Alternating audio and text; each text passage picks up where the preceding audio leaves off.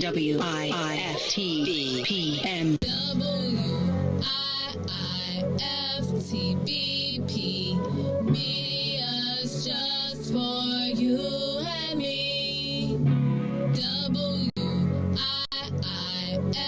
WIIFTVP. Media's just for you and me.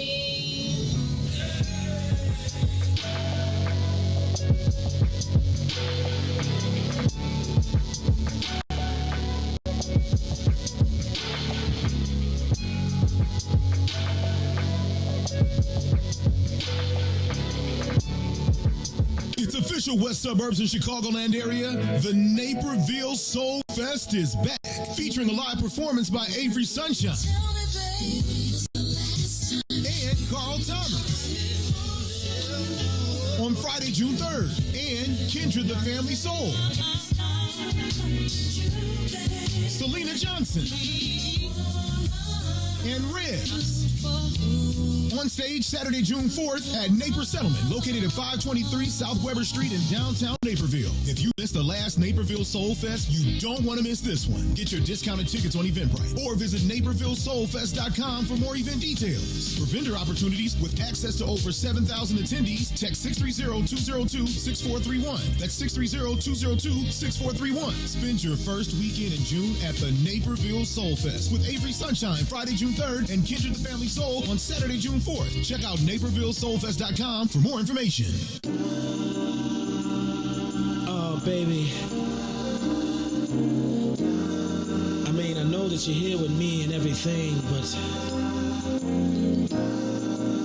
since you just left a few hours ago, I've just been going crazy. And I done come to realize one thing.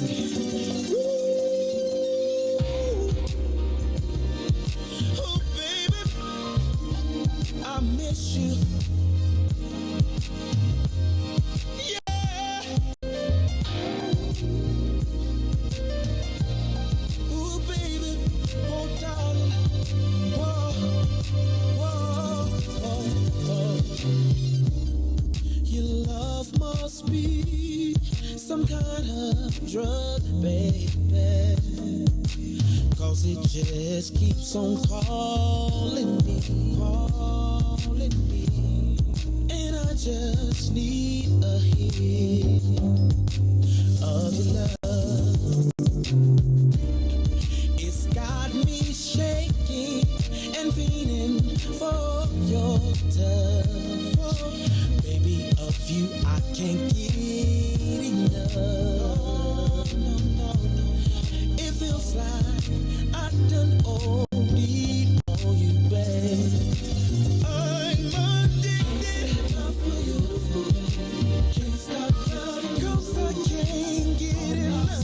You, babe, 'cause I'm so addicted to you. This must be love, 'cause I can't get enough of your love. I'm so addicted. Can't stop. I need you right now, baby. 'Cause I'm so addicted to you. You're always on my mind. Every day.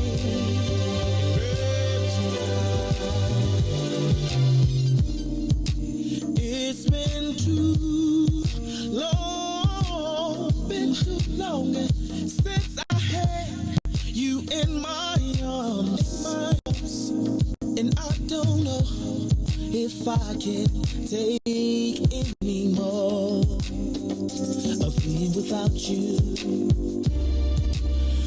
Even though it's only been an hour, it feels to me just like forever. And I am hoping that I can see you soon. I'm so addicted. Lord have mercy.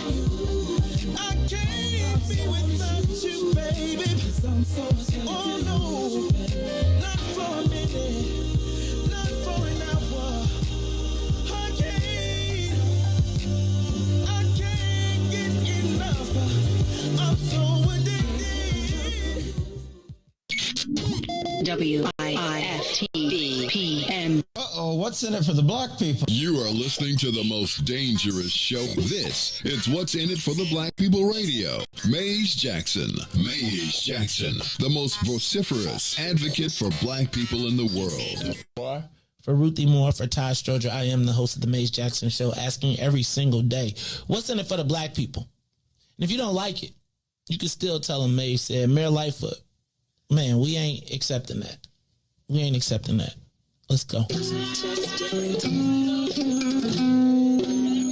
Yeah.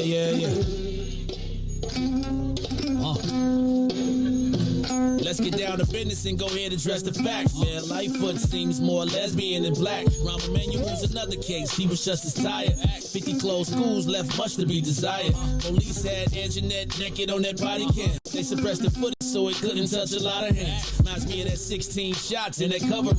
Both of them similar, so I went and dug it up. George Floyd killed, a lot of riots happened in the town. Southside burned and they wouldn't let them bridges down. Grandmother sick, need a prescription and plus a couple groceries. You gon' have to travel just to get it now. COVID-19 out here shutting all the business down. Not enough SBA loans to even give around. So many failed businesses that you could put them in the pile. If you don't survive the pandemic, it's gon' sit you down. Sing, dance, play ball, entertain, and crack jokes. Government infested black neighborhoods with crack smoke. System that milked us so bad we got lactose. Still trying to find out what's in it for us black folks. We sing, dance, play ball, entertain, and crack jokes. Government infested black neighborhoods with crack smoke. System that milked us so bad we got lactose. Still trying to find out what's in it for us black folks. Shout out to Willie Wilson, hope one day you get to send it. We need some different players in the game to handle business. So many shady characters like Madigan and Blotto. But when you really break it down, it's typical Chicago. City full of gangsters, it's what the land was built on. Same streets with hood legends, DNA gets spilled on. Carjackers out here lurking, trying to get they still on. Looking for a block to put them Hellcat wheels on. Let us give bogus appraisals a red line. Car crackers out here getting minimal fair time. And up to seal carry, I stay with the pipe. But Illinois gun laws giving minimal rights. Stay up on the swivel, make sure I'm moving tight. Check all of my mirrors when I pull up to the light. Pick my homie up from out of town, man, he caught a flight. He was hella nervous, told him, shorty, this is a way of life. We sing, dance, play ball, entertain, and crack jokes. Government infested black neighborhoods with crack smoke. System that milked us so bad we got lactose. Still trying to find out what's in it for us black folks. We sing, dance, play ball, entertain, and crack jokes. Government infested black neighborhoods with crack smoke. System that milked us so bad we got lactose. Still trying to find out what's in it for us black folks.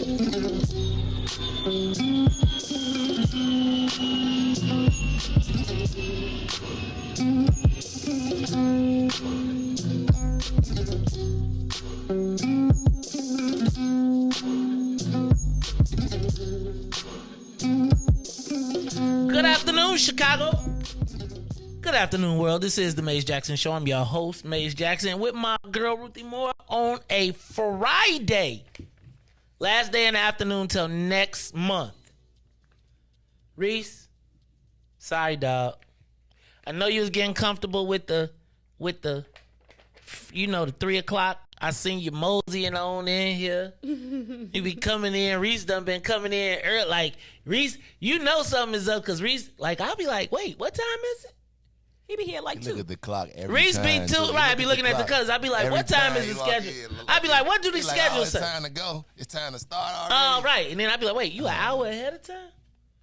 Then I tried to give him the business today. He's like, I actually be working on a commercial. I be like, well, how many days is it gonna take to work on it? Uh-oh. See? Now I'm gonna be like, oh, so what's the time turnaround on one of them there commercials? DJ Riis the Ruler on a Friday. Don't make me be Billy Bob Black back up in this piece. Oh, please don't. You don't want to talk to Billy Bob? Wait, now, Ruthie, you old country girl, you. Oh, Billy Bob Black, you old country girl. How country people talk. That's how country people talk, Ruthie. When you Billy Bob Black, that's how country people talk. You like old country girl. You not from Color Purple, are you? You weren't watching that there movie, was you? I know you really ain't country because you would have said gal instead of girl. Gal, you gals. Too late now. You gals. I was at a meeting today and I heard somebody call the president girl, and I was like, wait, term of endearment or disrespect? No, it was a term of endearment. But still though, right? But I was like, I kind of felt a certain way. I was like, was it in love too. Was it a woman? No. It was a man. It was one of them you know how you say, what's a partner? Yep, partners. One of the partners. Did they put a hey in front of it? No, it was really a show, a display of love. Okay. Because I think sometimes a my in front of it. You gotta tell me the word before. If it was a hey, it was this girl. Okay. Y'all got the this girl, this gal. Excuse me, you this gal. And I kind of felt a certain way because I was like, you can't say that no more. Somebody might write a letter on you calling you people gals.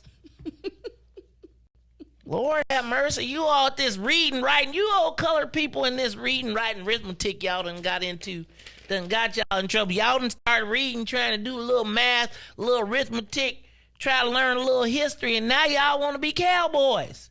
Got Mace Jackson talking like Billy Bob Black. Get a Negro a string and he want to be a cowboy. You watch that there Yellowstone? That Yellowstone? Was it that Yellowstone? You watch that show? No. Hey, man, I'm going to tell you that. Hey, Riis, you watch that there Yellowstone? That Yeller. That Yeller, let me tell you, that Yellowstone, that there Kevin Costner, that boy good. How do you say that boy good? That's what they say around your part of town. How do you say that boy good? Well, I'm going to tell you, that there Yellowstone, you ought to need to check that there out. It's like the cowboy Godfather. Oh. It's like straight up Godfather, like they be Ruthie. Yeah, you know I got 6 brands. Mm-hmm. If you get on the Yellowstone ranch, you got to get a brand too. They branded a woman on the show. I'm telling you. Where at? Left chest. Yeah, it was kind of crazy. But hey, you on the Yellowstone, you do not want to play around with them. Yeah, I want to go to Wyoming. Is that where it's at? Wyoming. Yes, ma'am. Have you ever been to the Great Out West? Not Wyoming. See, that is the uninterrupted land. That is why I want to go, because there is no Negroes in Wyoming. I get tired of you Negroes. It's a couple. No, it's not. I got a cowboy cousin. You got that used to live in Wyoming. Used to live in Wyoming. Look, it is one of the few places in the world I can go to escape you coloreds. Now I'm telling you. Didn't Kanye go there? That damn there Kanye. That Kardashian girl. That Kardashian, you know the one. She the one with Rage, you know. The Kardashian girl. Whatever happened to Kanye and the colored girl he was dating before? She was a Delta. She was a Delta? She was a Delta. Hey, she was a... Hey, whatever happened to that girl? Ruthie, what's the matter? Cat got your tongue? You are so funny. All she right. living her best life. Now, let me ask you. Just real talk. Just real talk. Just me and you. Do you think when people be in those spits, do you think when he has an episode, she be like, "That's what you get," or does she say, "Oh"? No, she be like, "Whew." Really now? I mean, she be like, Riis, she a little said, crazy, right? Riis, I be like, whew, that's $1 billion. That's a billionaire there. And it don't mean nothing. Tell that to the $100 million house they live in. People, you know what they try? I think that is a trick of the rich people. What? To tell poor people that money is the root of all evil. Let me tell you. It's they the say love of money. Hey, man, let me tell you what. I don't love it, but I like it a whole lot. I'm just telling you, I'd hug my money if I could. You wouldn't. If I had a pile of money, it's dirty. I want fresh. Hey, let me tell you, that's that good dirt. You know, that's that. You know, that's that good dirt. You ain't never been good dirty. Like, I'm gonna tell you, that's the dirt you be happy to go take a shower. Right? Hey, man, I got a good day's work, good day's pay. Look, y'all, it's the Mace Jackson Show. I'm your host, Mace. Oh, excuse me. Billy Bob Black here with y'all girl, Ruthie. Oh, don't you be over here talking that militant black stuff today, okay? We ain't got no time here on Billy. Look, this is the Billy Bob Black hour. Billy Bob Black. A whole hour? Ruthie. See, that's the problem with you colored people. You ain't never on time, then you want to hurry somebody up and tell them what to do. You got here late, now you want to tell me what to do. I can't tell if Billy Bob like black people or Billy Bob Black hates black people. You colored people just don't get it. Now, Now, some people say, they ask me as Billy Bob Black, Maze, do you know Billy Bob Black? I say, I know Billy Bob Black. Billy Bob Black, what happened to Billy Bob Black? He was scarred when he was a young man. See, Billy Bob Black was a smart young black man growing up in the suburbs, maybe someplace like Oak Park River Forest. You see that story about Oak Park River Forest? Mm-hmm. Well, Billy Bob Black grew up, and the black people, he was smart. And the black people didn't like him because he was smart. So then he had to kind of hang out in the other classes, and then he learned as he went out on the playground that the black people didn't really care for him, but he was like, he felt a little safer with the white folks, because you know it hurts worse when it's your own people. And so to cover up his scars, Billy Bob Black decided that he would never, ever, ever again be associated with those black people. So what Billy Bob Black did is he fashioned his own set of new rules that would make him acceptable to everybody else. So Billy Bob Black is here to tell black people about themselves. And if y'all can't handle it, well, it's just your problem. Y'all out there shooting each other. Mm-hmm. Yes, you all out there. Look, man, y'all talk about the Ku Klux Klan. Y'all kill more people than the Klan every weekend on the south side of Chicago. What are y'all talking about? Gun control. We don't want no gun control. We need to protect ourselves from these young hoodlums out here. What's wrong with you? You got a point, Billy? I'm just saying. I know I got a point, woman. Is this where the world is going to the left? The world is going to the left. DJ Riis the ruler. You remember there used to be a time when people knew their place? The colored people knew their place, particularly, and Ruthie Mo. Are you speaking when? Are you speaking out of turn? See, Riis, this is what happens. Dang, Billy, you don't like women? Hey, I love women. But I love all people. What is wrong with you? All See, lives this is matter. That's right, all lives matter. That's why I'm riding with the slave catcher commercial. That there, Richard Irvin, that's the kind of colored people you all need to be. Look like them and act like us. Ooh. Ruthie Moore around here. Got to get this Maze Jackson show in order. You colored people have gotten out of place. Around here talking, speaking, counting, asking questions. Don't you ask me no questions around these parts. Billy Bob Black up in this bead. Yeah! All right, let's go on to the... Are you have a problem? Are you okay, young lady?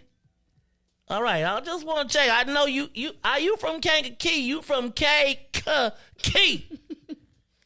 So we know when you from Kankakee, you understand how the works.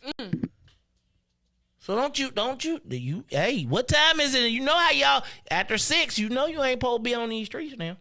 You right, Billy. All right, thank you very much. This is the Maze Jackson show. I'm Billy Bob Black sitting in for that colored militant Maze Jackson around here trying to teach people to read and count. We got to end this right now, so I came to get some order together for this first break. Now, let me just go ahead and say what's up to the rest of the people right here on the show. Next to me sitting here is, it's okay for you to talk now. Thank you, Billy. Ruthie Moore. That's Mr. Black to you. I'm sorry. That's Mr. Black. Mr. Black. Didn't you see the movie? Which one? Mister?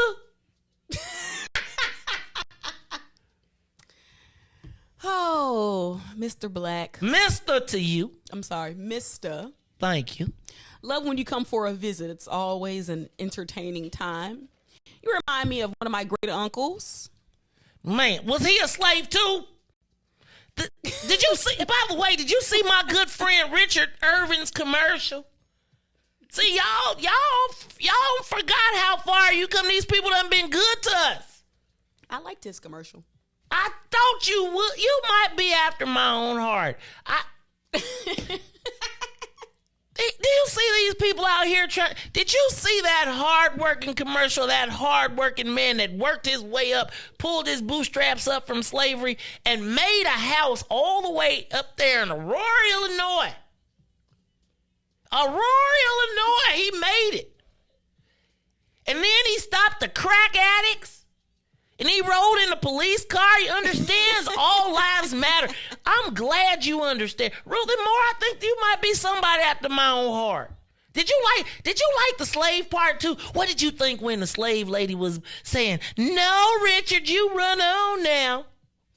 You know, I like the historical nature of the commercial. And as a black person, I am not ashamed of my history. So I feel like maybe Richard Irving, he ain't ashamed of his either. What? I see, Ruthie, that's what I'm talking about. I thought slavery was a choice too, and I think that we might have had it all. We have clothes and food and shelter. Billy taking it too far. Well, hold on now. Now you hold on. Let me just say. I, as Billy Bob Black, am grateful that slavery occurred. Because do you understand that if there was no slavery, I'd be running around Africa right now with a bone in my nose riding on elephants? Billy, that's what they told you? What are you talking about, the dark continent?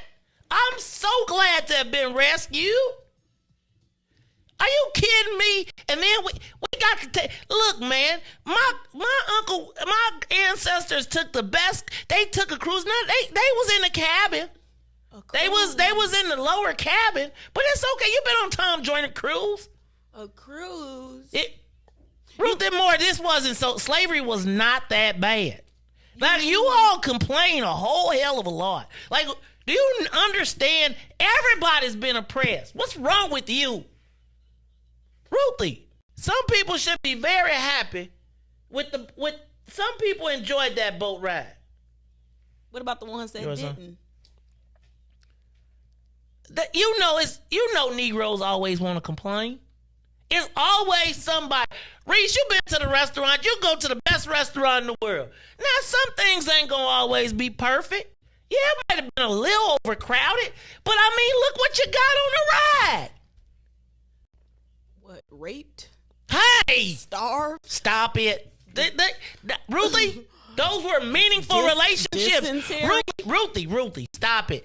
Now, Ruthie, see, now next thing you're going to tell me now you're going to tell me that Sally Hemings did not like that chain to her bed, being chained to that bed. Mm-mm. Yes, see, Ruthie, that is what, Ruthie, you got to get you got to go on the internet. They got a name for that now. When they use the chains and the whips and stuff. See, it's like this newfangled love thing that they do. I just think you have a deep misinterpretation of slavery. And I'm just telling you. That commercial, them people were so good to us. I'm grateful. All right, that is Ruthie Moore, woman after my own heart. Proud of our history. Are you glad that we got rescued from Africa? Yes. No. I'm just saying. We were rescued. Do you understand we were rescued from the savages and made civilized? That's what they said. I told you. That is what they said. And they used the Bible to do it. And that's why as a good Christian, I be at church at 7 o'clock. And I don't hate nobody but niggers. Billy, you Catholic? No, I ain't Catholic. Now, you know I got to be Baptist. And not that they're missionary Baptist. That's where all the colored black church people go to. I'm talking about Southern. Oh, okay. You know, that the church where Nat Turner worked at. See, there goes another one. That damn old Nat Turner. Couldn't be grateful. Just a good old preacher man. He got the best job, and he want to go lead people astray. And that damn Harriet Tubman, I'm so glad she didn't get on the $20 bill. You don't want Harriet on the No, I don't want her on the $20 bill. That is, she was stealing people's property. Who? Harriet property? Tubman. Do you know how many good slaves she gave away? She stole away. Do you know how much money people lost because of her? Not a lot, because, I mean, she was a Union spy, too, though. They got they come up in That dang Union. That's why I go to the Civil War reenactments, and I just wish the South would have won. Oh, you on a Confederate side. Yes. I wanted the South to win. The South will rise again. We're rising now. And one day we're going to put you colored people like you, Ruthie, who just don't appreciate this good stuff in your American history. I love American history. That's right. I love it too. Right up till 1864. 1865. 1864 was a little, and this damn Juneteenth? What are we celebrating?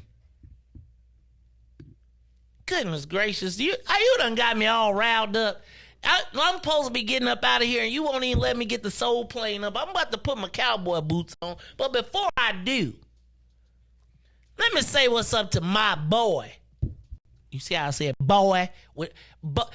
Acknowledge the boyhood. My boy, Riis the ruler. Riis the ruler, how you feeling today, my brother? Blessed by the best, you already know the rest. Yes. Riis don't do it. They're kicking it up, kicking that dust up. That's right. Riis, you and me, man. I think we're going to get Ruthie, too. She like the best part of the commercial was the slave part, though. Like, I love the part when they was running through the woods and she was screaming, nah, that was my favorite part. That good old Richard Irvin. Oh, Dick Irvin. Tricky Dick. Got my vote out there. Speak. Hold on. Ruthie, I feel like you said that with a slur. Do not be slurring. We just need to keep a list of things we cannot say. I'm going to start a list. You cannot say black absent brain. Now don't make me start this list. Look, I done already got us in trouble enough. And plus, you know, Ruthie, I see you got your pen and paper. I think we need to get us a letter writing campaign going too. Look, y'all, it's the Maze Jackson Show. I'm your boy Billy Bob Black, sitting in for Maze Jackson. He'll be back after the break. But in the meantime, let's get this soul plane up and away. This is the Maze Jackson Show. I'm your boy Billy Bob Black, and we'll be right back. The Maze Jackson Show will be back after this break. It's official West Suburbs and Chicagoland area. The Naperville Soulfest is back, featuring a live performance by Avery Sunshine and Carl Thomas on Friday, June 3rd, and Kindred the Family Soul, Selena Johnson, and Riis. On stage Saturday, June 4th at Naperville Settlement, located at 523 South Weber Street in downtown Naperville. If you missed the last Naperville Soulfest, you don't want to miss this one. Get your discounted tickets on Eventbrite or visit NapervilleSoulfest.com for more event details. For vendor opportunities with access to over 7,000 attendees, text 630-202-6431. That's 630-202-6431. Spend your first weekend in June at the Naperville Soulfest with Avery Sunshine Friday, June 3rd and Kindred the Family Soul on Saturday, June 4th. Check out NapervilleSoulfest.com for more information. Hey, Chicagoland, all roads lead to Solo Beauty Supply, the largest black-owned beauty supply in Chicago. We carry a large selection of natural hair care products, plus much more. So come see us at one of our two locations, located at 9011 South Ashland or 8158 South Cottage Grove. Our inventory is growing, and with your support, Solo Beauty will continue to be a source of pride in our community.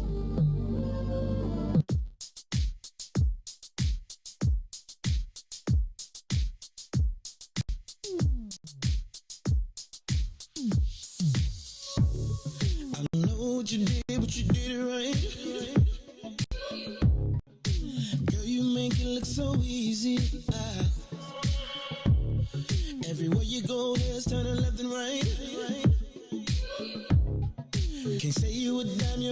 any peace. Cause girl, you're the reason I be acting funny. Everything in me telling me don't let you get away. And all the guys looking like they wanna love you. Every day I'm your body, got not over my dead body. Why you gotta look so good? Why you gotta look so good? Why you gotta look so good? With your hair done, nails done, when you put that grown on, why you gotta look so good? With your hair done, nails done, when you put that grown on, girl, why you gotta look so good? I can look and see you're not an average chick. You're shedding it down everywhere you go. Girl, I want you as bad as I want a check. Cause you're sexy from head to toe. Girl, you're the reason I be acting funny. Everything in me telling me all that you get away. And all the guys looking like they wanna love you. Every day I'm your body, got not over my dead body. Why you gotta look so good? Why you gotta look so good? Why you gotta look so good? With your hair done, nails done, when you put your grown on. You are listening to the Maze Jackson Show. I'm your host, Maze Jackson. Thank you to everybody that's tuned in on Facebook, YouTube, Twitter, and Twitch. I am your host, Maze Jackson. Got my girl, Ruthie Moore. Why you looking like that? Oh, I'm so glad you back. Oh, it's me, yeah. Billy Bob Black, man. Billy Bob. So that neck won't doing on the neck. You know Billy Bob Black be mad at black people for doing good. You know Billy Bob Black is the dude that'll defend everybody but black people. He probably be talk. Did he talk to you about some black on black crime? I'm sure he did. Always. You know, did he tell you about how good slavery was? Of course. And I'm just telling you, that Billy Bob Black is something else. He be, you know, he got his horse outside. You know, you got ride a horse too? Yeah, he ride a horse on Dan Ryan. Not like my man though. Why you laughing, Ruth? It's not funny. The urban cowboy. What's my man, the cowboy? The dreadhead cowboy. Hey man, did y'all know the dreadhead cowboy was I'm gonna stop. I'll tell y'all. All right, check this out. Did y'all see the story about the Inglewood police shooting? Yeah. The police officer was at the Popeyes, no less, and the shooter came back around the block and shot the police officer. Ruthie, I think that's only going to make our relations with the police worse, because it's going to continue to be an us versus them in some of the communities that have the most crime. You know, I'm thinking it's going to ultimately lead more so to more surveillance, and I think that's how they're gonna sort of shift. They gonna shift because Cam said he having an internet police forum. Was you here when we talked about that? Cam Buckner introduced his crime plan, and he said that he was going to introduce the first ever internet like police squad. And you know, the city has had that from a research perspective. But imagine somebody being like, all right, I'm going to YouTube. And No. They already do that. I'm saying, but now they're going to introduce it to. No, now they're just going to tell us about it. Stop playing. Dang, Ruthie. They so the major research institutions, like, they've been trying to piece together like how to crack these codes related to what's being posted. Like, this is like old research at this point. And so now, you sent me that email a long time. It's been a minute. And so that sounds like an innovative strategy, but I think more so it'll just be more public facing. Because right now they do it, it's just like it's a secret, because how you can't tell everybody that you monitoring. How would y'all feel if y'all felt like the police could literally tell you what's about to happen based on what these people be saying? What? Like that's a thing. So then what's the next step? Are they going to then intervene, or are they going to let it happen and then bust them on the back end? Let them ninjas kill them. That Billy Bob Black would say, you should let the ninjas kill themselves. That's what Billy Bob Black would say. You know what's interesting too about that is That's why I always think that. So you know how, think about this from like a military standpoint, right? If you are in a foreign country, you need people that's working on your side that speak the language, know the customs, know the code words, etc. And so that's why I feel like people who live in certain communities are best equipped to figure out how to do anti-violence work, but not when you try to flip them to make them the police, but work with them instead of trying to flip them and make them become like informants to tell you what they talking about in these songs. Maybe try to like really work with them instead of making them work against. If I know that's I just said a lot, but I think it's just it's a mindset shift in the way that I think the strategy needs to happen. Because literally policing is about to be digital. They about to be sitting inside a command center room looking at these pod cameras. They already do it. But imagine if they started to be able to tell us. Remember the secret emails that came out? Like, come on, like they've been doing this stuff. Like that ain't no secret. So I think it's, in certain technology within the whole violence prevention strategy is a good talking point for a mayoral candidate. But I would like to hear more about what that actually means disproportionately for Black communities. You so deep. I was just talking smack too. Hey, hey Riis, I know you got a clip for me, right? Did y'all see the Republicans had a debate last night? I didn't, because I was watching the NBA Finals after I was watching a debate. I was watching a video debate yesterday. Do you know what the president was doing in 20? She was the president in 2019 too. That was too funny. Did you watch yesterday? Did you watch the? Okay, you can't talk about it, but did you watch the? So I'm gonna tell you, you gotta watch it, because it was like, what you say to me? It was like one of them. Wait, what? Ruthie. Right. It's good stuff. All right, Maze Jackson Show. Y'all like, what the hell is he talking about? Anyway, yesterday the Republicans had a debate, and finally the two front runners got together. So, first of all, so Black people, no matter what Black you are, you're going to get some racism. Like, even if you are the whitest Black person ever, and the white people accept you, there's still going to always be the race split. Of course. Right? And that is exactly how I felt like Richard Irvin was yesterday. Like, all of the white guys jumped on him. Like, he's not a real Republican. Like, it was like, he's a ninja.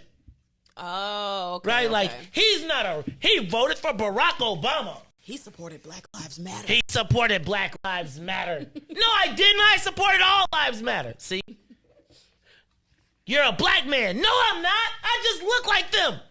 But I think like us. But I think like us, guys. And so it's hard to feel bad, but I still be feeling. Because I told you, when you turn on the TV, and it's a fight, right? You turn on the TV, it's a fight. It's two people. You don't got no sound. Who you rocking with? We don't even have to answer that, because that could be considered racist. I thought Black people couldn't be racist. Oh, Black people, yes. Oh, now the rules have changed. Dang. The rules have changed. Yes. And the worst level. We can be everything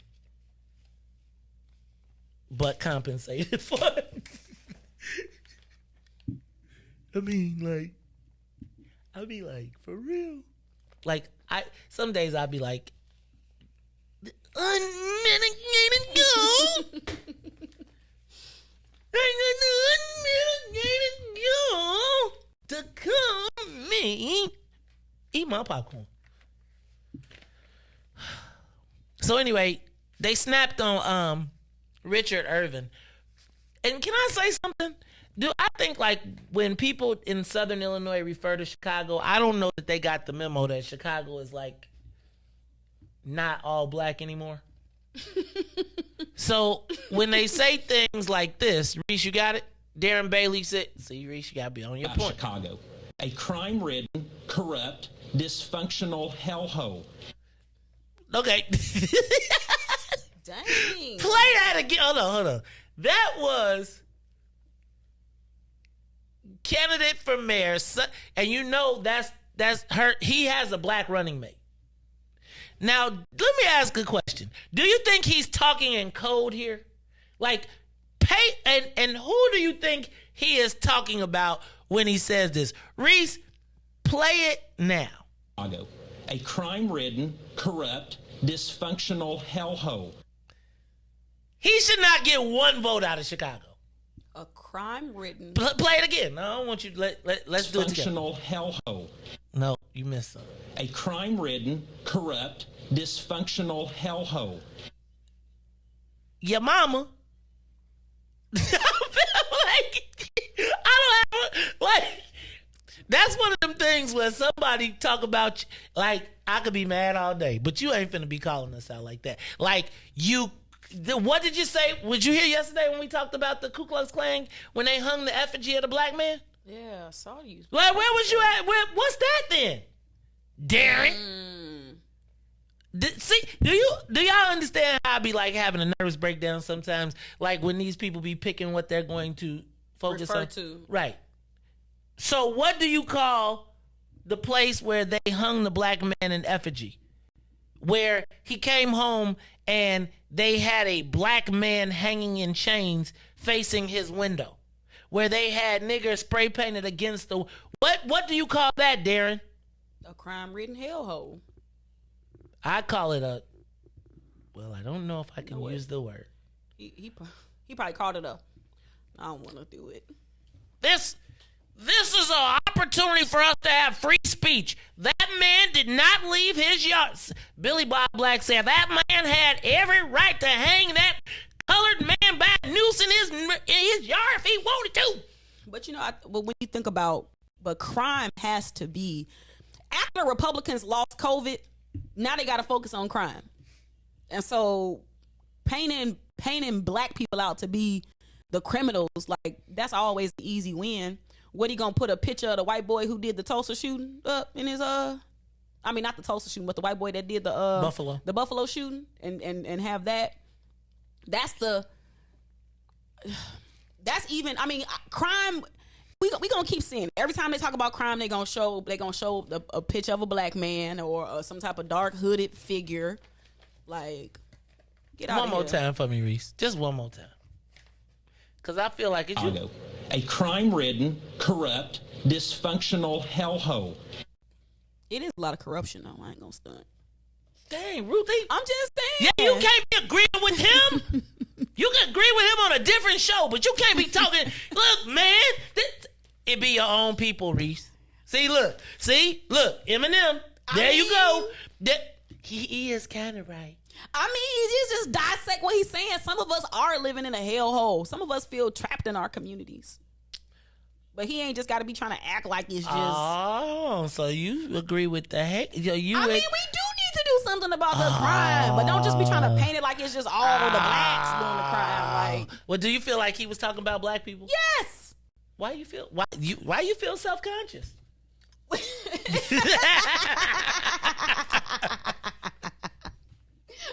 He wasn't talking about me, though. So let me ask a question. Do you think that was racist, what he said? Can you tell the truth and not be, and is that true? Do you think what he said was true? Play it again, Riis. And I'll be honest. Let's do them one at a time. Okay, go ahead. A crime-ridden, corrupt. Stop. So go back. When he says crime-ridden, stop. We're going to agree or not agree. A crime-ridden. Stop. Is Chicago crime-ridden? Yes. Go ahead. Corrupt. Stop. Dysfunctional. Stop. You got Riis. You gotta work with me, man. I'm trying to get it effective.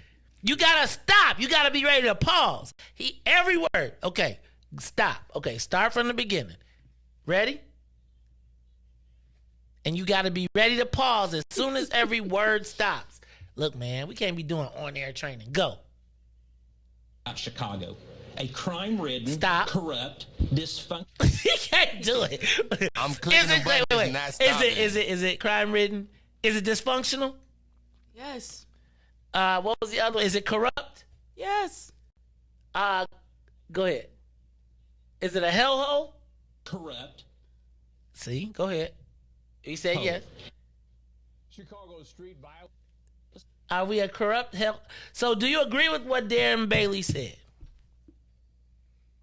Yes or no? Yes. About Chicago. A crime-ridden, corrupt, dysfunctional hellhole. Okay. So did what Darren Bailey is what he said true? In your estimation, it is. Yes, I'm being honest. Okay. And this is not the conversation that I would have in front of white folks, but I'm happy to have it here. What? No, because remember, white folks are going to listen and they're going to tell you what black people should be talking about. Well, then, no, I don't agree with him. I don't know what he talking about. He ain't talking about my city. Riis, who likes the slave. Keep my city name out your mouth. Right. Keep our name out. I'm waiting for the mayor didn't get a chance to do that to him. All right, Riis, is it? Play it back. Play it one more time. You don't got to stop it. Just play it through. Now you can't even get it. Too much pressure. The pressure. A crime-ridden, corrupt, dysfunctional hellhole. Stop. Is Chicago crime-ridden? Yes or no, dude? Yes. Corrupt?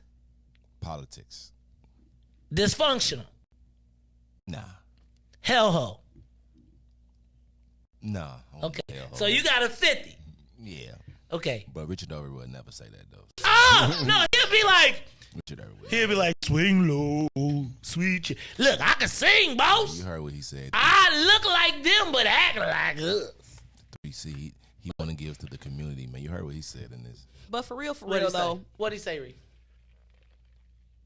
He said that he want to work on the community, man. The 3 C's, it was like children, community, and something else. But yeah. But really, for real. All the stuff that Darren Bailey said, I as a black person, I think that applies to how white Chicago has treated black people. Crime-ridden, yes. Corrupt, yes. A hellhole, yes. So what he said was true. Would you consider voting for him? No. So was he racist? Urban before I vote for Bailey? Was he so let me ask a question. Was he racist? Do you think he was? Do you think that what he said was racist? Yes. What he was saying was so that it was for the white people to feel that way about the black people, not for the black people to feel that way about the white people. Oh. But Darren Bailey, he got a black running mate though. So maybe it was, it was to fall upon our ears the way that it's supposed to fall upon our ears. Okay. So maybe it was Stephanie a double thing. So he got Stephanie Trussell as his running mate. So Stephanie Trussell probably could come and say that. Now, she done dissed us a whole bunch in the world. Like, she used to troll us every morning. But, she used to troll us every morning. But before she trolled us, I used to be a regular on her show. I don't know, one day I woke up and she was mad at me. And then how it'd be like. I think it'd be like them days when people wake up and say, all right, it's time to, is it popular to take a shot at Maze? Take it. And then it'd be like, no, the people on this show read and count. So it's not gonna work. But I do want to get Stephanie. I would like to get all the Republican candidates on the show. Because they don't, do you think JB is going to come on the show? No. Ever? No. No. Thanks, Riis. Why would it be me? Why you? Correct. After it was definitely a misprint. It was definitely a misprint. Look it. Now you better quit before I go and sue him now. Look, you better quit before I go and sue him. What's his name? Look at Juicy. Juicy too. It definitely on my dead grandma, it was a misprint. Okay. That's how serious I am. So okay. Well, cool, I want you to sue him, please. Yeah. Please do. Sue him? Yes. All you gotta do is tell me, like, for real. I really could. You lied on me. You lied on my name. So yeah, like for real. But I let it go though. Yeah, like for real. Like what they said, I said, and what I actually said. You can go take the paper, replay it. I don't even say it. I actually stutter on it anyway. So I don't even say what they thought I said. They actually added in the word and then just finish it off. I believe you reached your producer, so you know what you said. Well, I'm saying we should. I'm gonna say this. It's all good. We should take all of that and put it all together. Like, cause to me, I just think, and I'll maintain this no matter what anybody says. I think that Democrats using race tactically has been a hallmark, but blunt force, I don't think people go for that, and I don't think that's cool. All right, man, it's the Maze Jackson Show. Also, let me see what else. Randolph Fulton Market expands again. Another giant trading firm leaves Michigan Avenue and moves to Randolph Fulton Market. I'm telling you, Magnificent Mile is cooked. Go ahead. What's the new downtown maze? West Loop. Hey, Riis, check this out. For all of the years that the people talked about the West Side, though, I feel some sort of allegiance to the West Side because I told you Southsiders be haters. What? Yes. Southsiders are generically uppity, sort of. But out West is where the expansion is going. Right? Like, because they never rebuilt the West Side, when the city expands, it's going to keep going west. So think about all of that stuff that burned up during King when they said it. All of that becomes cheap land that as the people who live in the high rises start to get kids and move out, they're going to start pushing west because north is already home and south has already got cribs. Riis. We got to buy on the west side. Keep on. Don't tell nobody. Hey, I'm going to try and buy Madison and Pulaski. Because can you imagine? But can you imagine first of all, I bet it ain't. I bet it ain't dirt cheap because I bet somebody is making so much money up out that mud. Riis, how much money you think come out of Madison and Pulaski? Like the mall. Not off of the shoe stores, but just the flea market. Probably a lot, but still, that's a bad area, man, right now. At least right now. Riis, Madison and Halsted was a bad area. When is the real election? Like the actual, it's in November, right? Right. No, first of all, the real election is June 28th. Well, I got that. I'm talking all right.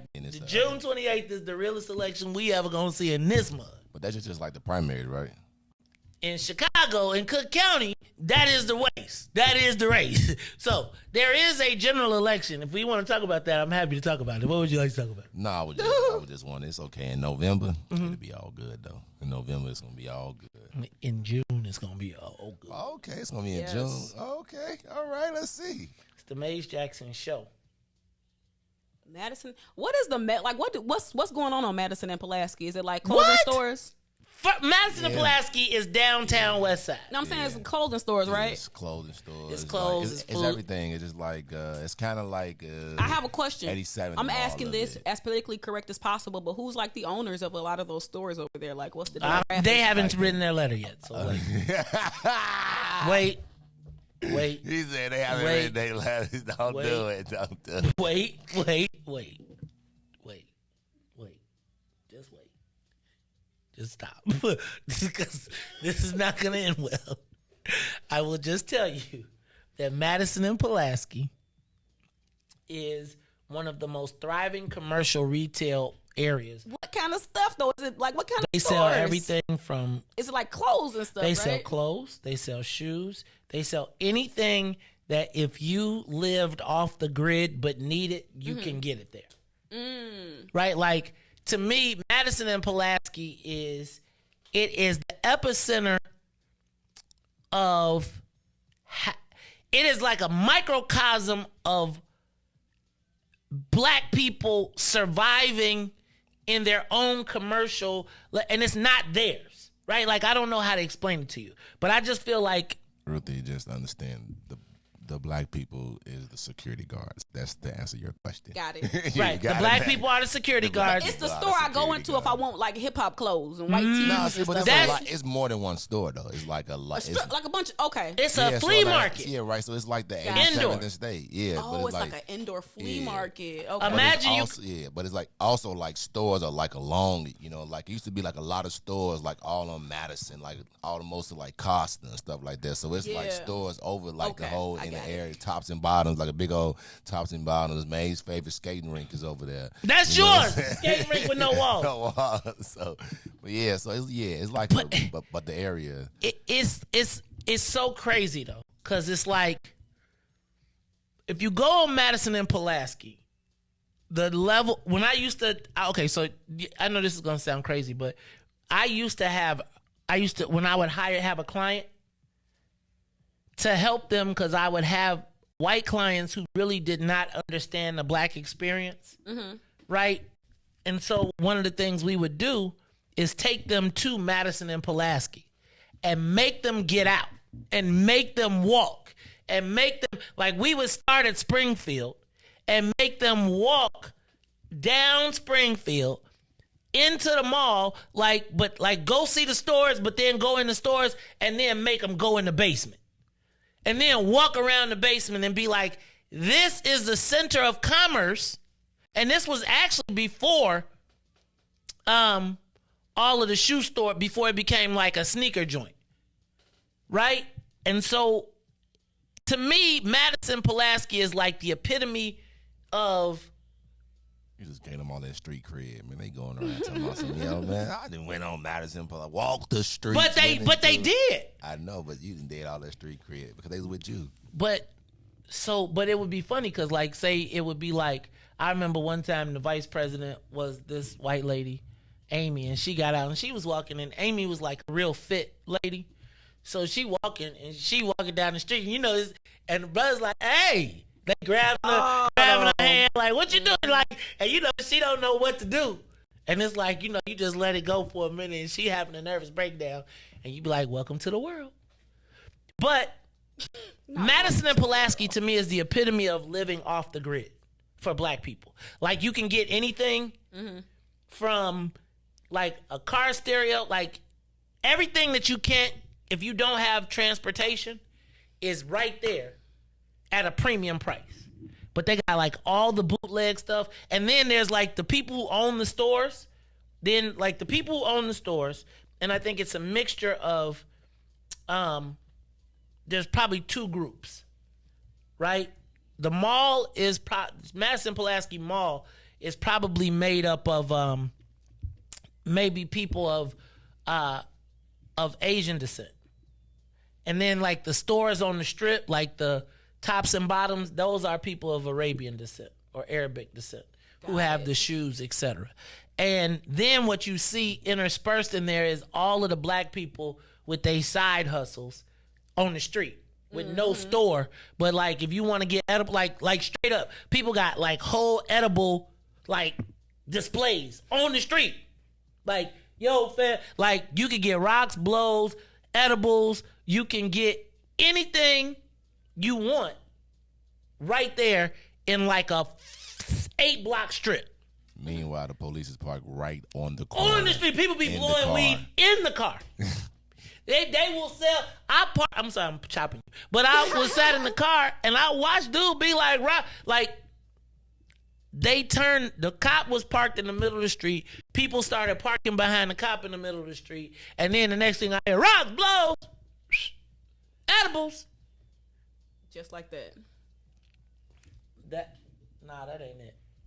Look at Ruthie. Look, she trying to buy Madison Pulaski. We should have. We should broadcast from the. Take you around there, Ruthie. I just I used to have a store in the mall. I used to have a candy store in the airbrush. Remember Mr. Rick's?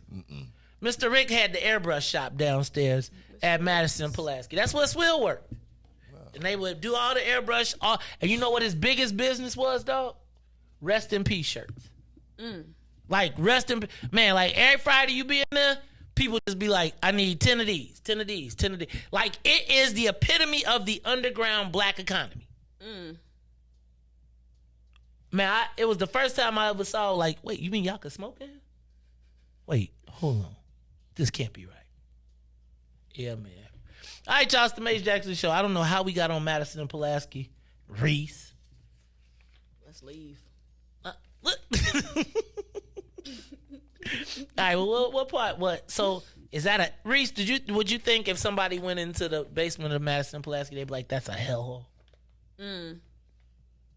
If you ain't from there... Look like a hellhole. Riis, like when you walk in the front doors of the mall and you got to walk to the back... I'll never forget the first time I went down the steps. I was like, wait, where are we going? And Sweet was like, come on, Joe. I was like, dog. I be needing natural light. I'm from Bolingbrook. I was like, I'm from Bolingbrook. All right, y'all. It's the Mace Jackson Show. I still think, though, Riis, I'm going to tell you, 20 years, you mark my words, Madison and Pulaski going to be cracking, and it's going to be, like, that's going to be a Whole Foods. That's going to be, like, some stupid, look at, you see what they did to tops and bottoms. You know why they doing all that? Even though they be selling bootleg stuff. You know they got caught selling bootleg? I can believe it. Think about going to the store, and you know anyway. It's the Mace Jackson Show. We're going to take a quick break. When we come back, we're going to hit the social media question of the day still. Plus, we got a couple more topics we want to talk about. Plus, then don't forget, it is Tell Me Something Good Friday on the weekend. We'll be back after these messages. The Mace Jackson Show will be back after this break. Broken screen, crash system. Are you in need of spyware or virus removal from your computer? Well, contact RPC Computer Repair in South Shore and let us help you with all your computer repair services and print needs. Need office or print production services, copies, scans, fax, or even notary service? Then stop by and support RPC Computer Repair and Print Shop located 1741 East 71st Street in the 71st Street corridor, newly revitalized South Shore areas, and let RPC be your one-stop shop, where we believe RPC is your PC. RPC Computer Repair is also a UPS access point where you can drop off and pick up your important packages. So let RPC be of service to you. Call RPC Computer Monday through Saturday, 8 a.m. through 6 p.m. at 773-966-4457. That's 773-966-4457. Visit RPC at rpccomputeringinc.com for more information.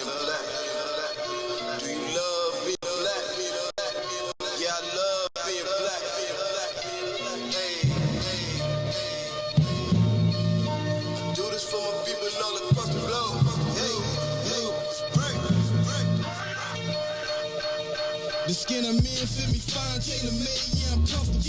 And so it seems I'm still chasing my dreams. They told me, watch my steps, they want to pull the rug from under you. This is transparency, my life 3D. You live every word that I utter, reporting live from the gutter. Where the mind's hard to change, but we don't give up on our brothers and sisters. Cause we all need one another. The time's getting closer, revolution, feel it coming. I can smell it in the air. Inhale it, let it embody you. Because chances are the cops pull you over, they body you. Plus we don't trust each other, so it's just another obstacle. Why jump hurdles to make a change? It ain't optional. Olympian mindset in this booth with my binoculars. I see my vision getting clear, just as what a prophet do. My music touch the people's soul, black power gospel tunes. So many styles, watch me kick them like they soccer moves. Falling rank and file, this is my platoon. Soldiers at attention, ain't no willy lynching. This the program, who they think they kidding? Reinvent the system, total reconstruction of our mental stigma. This ain't a game, boy. Still they think I'm talking about Nintendo's, that's a shame, boy. Augment reality, better fix your brain, boy. I love my people, hope they love me black. I'm going hard and ain't no holding back. Watch me react, I put my fist up in the skies like a beacon for believers that one day we return to our greatest if we seek it. All the glory we can obtain and keep reaching. I'm painting this picture, I hope you see it. Guess what the theme is? I love being black. We turning up, I love being black. Say it loud, man, I love being black. One more time, I love being black. Hey. Well, how about you to sing these tunes too? Customize for you a little something you can groove to. Feeling good about yourself, melanated, mood muse. Always service humble pie, we don't care about who's who. Light brown or dark skin, this right here's for you too. We are the gods of the earth, living proof truth. Say it loud, if you black and proud, I salute you and that's a fact. Where you at? Let me hear you say it back. I love being black. We turning up, I love being black. Say it loud, man, I love being black. One more time, I love being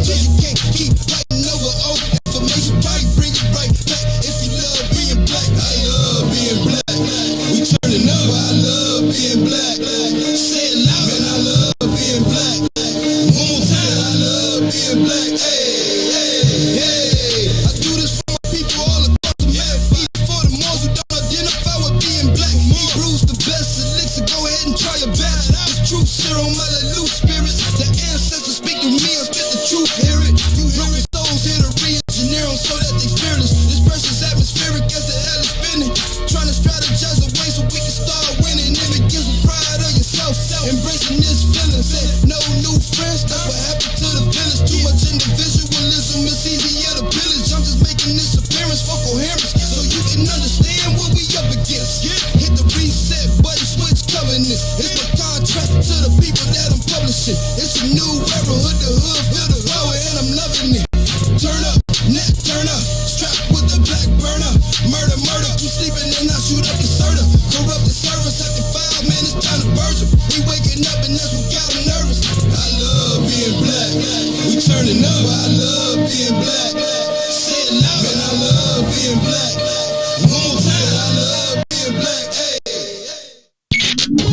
WIIFTPM. Back to the Maze Jackson Show. You are listening to the most dangerous show. This is What's in It for the Black People Radio. Maze Jackson. Maze Jackson, the most vociferous advocate for black people in the world.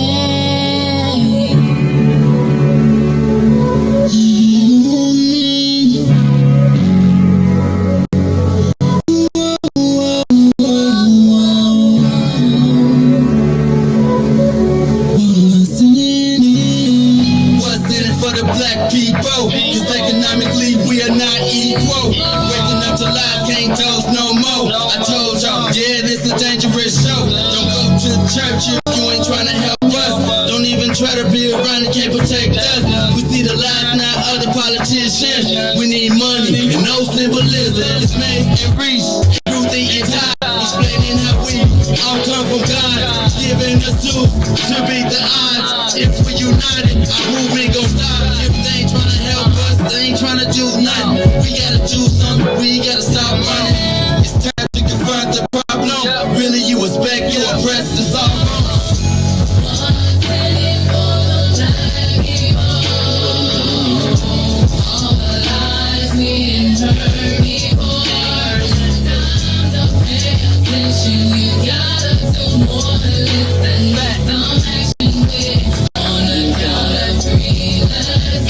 Good afternoon, Chicago. Good afternoon, world. This is the Maze Jackson Show. I am your host, Maze Jackson. Got my girl, Ruthie M. Finmore. When do the evening start? When do you say evening? 6? 5. Y'all say 5? Mm-hmm. 5 o'clock. What's up to DJ Riis, the ruler? Rocking the do-rag. Riis, you go out to dinner like that? Never. Oh, it all depend on where I'm going, but like no, like if I'm going like out, no, I wouldn't do it. Like I actually, you try to be fresh. Nothing wrong with your I'm always. So why do you get on the phone? So why in the summer? Y'all just be saying stuff that just tick me off, don't y'all? No, if he put that on with a hat, he could wear it. He wouldn't do that though, right? Yes, he would. See, look at Ruthie. Look, antagonist. Yes, he would. No, he said. I said no. Yes, you would. I like things that are uniquely cultural. Yeah. I'm a sucker for a uniquely cultural thing. She always say that, and then be showing up to the restaurant and with her fancy ass clothes on. Ruthie be coming in like, you see my jacket, right? No, she be got her shiny buttons on too. Listen, cause I ain't trying to hear you talk about me. Cause I will. I know you will, and I don't ever want to embarrass you in no business meeting. Look at that. See, cause I ordered the steak well done.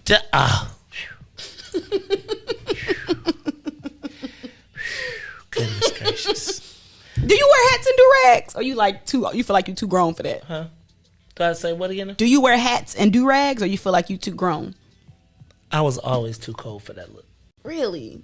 Yeah, it never. First of all, I used to try to rock hats. I always leave them somewhere. So I stopped wearing hats. Like I used to wear baseball hats like when we used to be trying to be street savvy. Mm-hmm. I'm from the era where you had to rock your hat properly. And if it was, it was just too dangerous. No, I mean, we was living on the edge, so we was rocking it. But I'm just saying, like, then when you realize, then when you say, okay, it's not worth it all, but I feel obligated sometimes to break my hat. So I feel like, I don't know how to explain it. But I have felt obligated, like when I wear a baseball hat. Now, though, these days, y'all don't have the same issues with the hats. Like, does somebody care what way you wear your hat? Out west, they still do. But I don't know that. I mean, it all depends. It all depends on a certain area. Like It seems like it's more fashion than like if you're on like 63rd for sure. You know, it all depends on the area. Right, like, but I'm saying like what I've learned is that sometimes the way y'all like, I'm all confused now because the people I used to think could rock they had the right way be rocking it the wrong way, and they be like, we such and such. I be like, huh? People just be making up stuff, man. I just be like, man. So wait, I still abide or I still think of the old way of Chicago, even though it doesn't exist. So, what, this hellhole? No. There you go. You sound like Donald Trump. I was being Darren Bailey. Darren Bailey was trying to do us like Haiti. Oh, he called us a Chitoli. I remember when Donald Trump said Haiti was Chitoli? He did. And he just took the Chateau and made it hello. Where's that coming from? I can't figure it out. It's definitely one of y'all in there because I got nothing on in here. Yeah, it's been going, yeah. Listen, I'm muted. Yeah, I'm saying. It was Riis. I said it was Riis. It was Riis, man. Oh, All right, y'all. That was you the whole time, Maze? What's the matter, Ruthie? Yeah? I ain't got nothing That's to why say. I cut the paycheck. Normally it be See, Ty. that's why I be. That's you acting like Ty Strojan. Now, please. We ain't going that far. Like you ain't going that damn far. You ain't that now. Stop it. All right, y'all. Maze Jackson Show. I'm your host, Maze Jackson. This question jumped out to me, and I thought that I would bring it out to you because I was talking about economics, and I was just thinking about what we know about the world. So, Riis, you got a moment? If you got a chance, if you got a second, why don't you hit the button for me? Because I want to ask this question. I know we're a little bit late, but I want to ask it on the Maze Jackson Show. What's up? It's time for the social media question of the day. Where does education rank in Black life?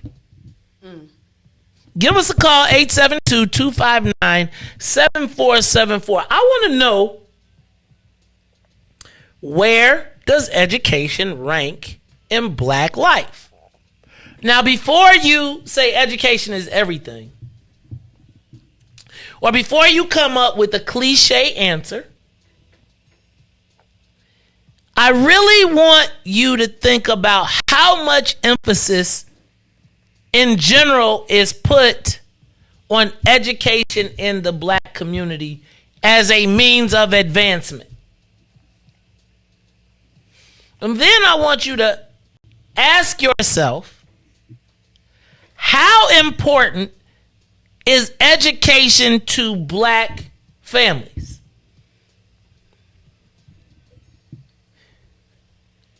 I asked this question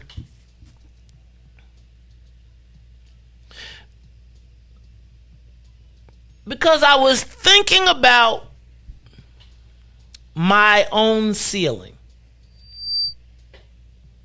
Economic. And I was thinking about the economic ceiling that I hit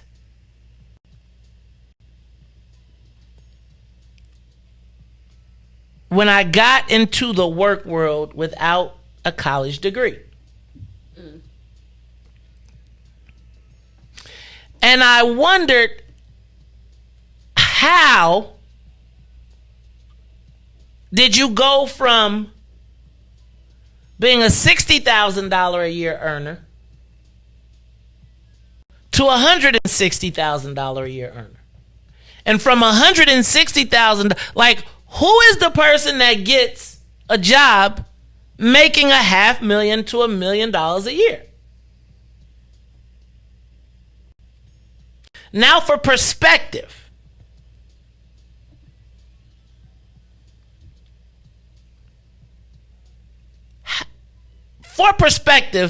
do you think $20,000 a month is a lot of money? Give us a call, 872-259-7474. $20,000 a month, is that a lot of money? Because that is approximately $240,000 a year. Mm-hmm. Which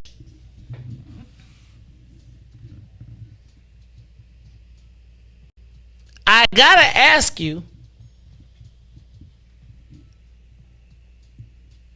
do you know, like, without education and without being a gangbusters entrepreneur, is there a way to get to that number in a regular work world and have room to grow? And I was thinking about, Ruthie, when I was at Coca-Cola, there was a white guy named Carl Larson. And Carl Larson and I were kind of like parallel, right? Like, he was a white guy, I was a black guy. He was like the brand manager. I did all the brand execution. We hung out together, we drank, we kicked it, we did all type of stuff, right? I'm sorry, kicking you. Carl was in school at Northwestern, going to get his master's. Carl was making at Coca-Cola what I considered a great amount of money in 1999 at $80,000 a year. He graduated from Northwestern, and his job offers started at $250,000 and up. Now, that was a combination of his experience, but he made a stratospherical jump that put him in a place where from now on, every job that he was even considering bottomed out at $250 a year. And I was thinking about why black people don't get ahead. Because I don't know that you can actually make that type of a jump, which is literally generational, life changing. Because at that point, you put yourself in a different, unless you get, you don't know how to manage the money. But do we put enough emphasis on education? I think we understand that we can survive on an 8th grade education. Even in some cases, not that. But I think that confines our ability to earn and our ability to grow. So if nobody really ever breaks through if we don't have a massive exodus. So I was thinking about, like, say, for instance, when I talk to people from the Jewish community who they say the number one thing that their parents tell them is no matter what happens, if we have our education, they can't take that away from us. They see the opportunity to they feel like if they have their minds, they can always work the rest of it out. And I wonder, with a lack of emphasis on education, will we ever be able to get out of the space? Now, I'm not saying that the system isn't set against us. But can you ever make the jump from a poverty mindset,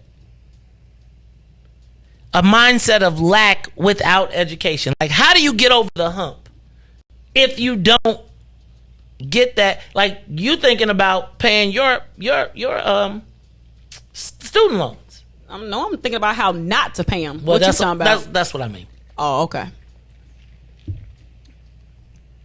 But my question becomes, Ruthie, like, how do we make the stratospherical jump without the emphasis on education? And do you think that we even emphasize education? Give us a call, 872-259-7474. Like, in the ranking of things that you do,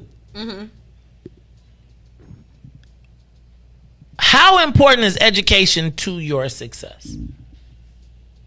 I think it's very important, but I view education beyond what a classroom setting, because I don't think that that's for everybody.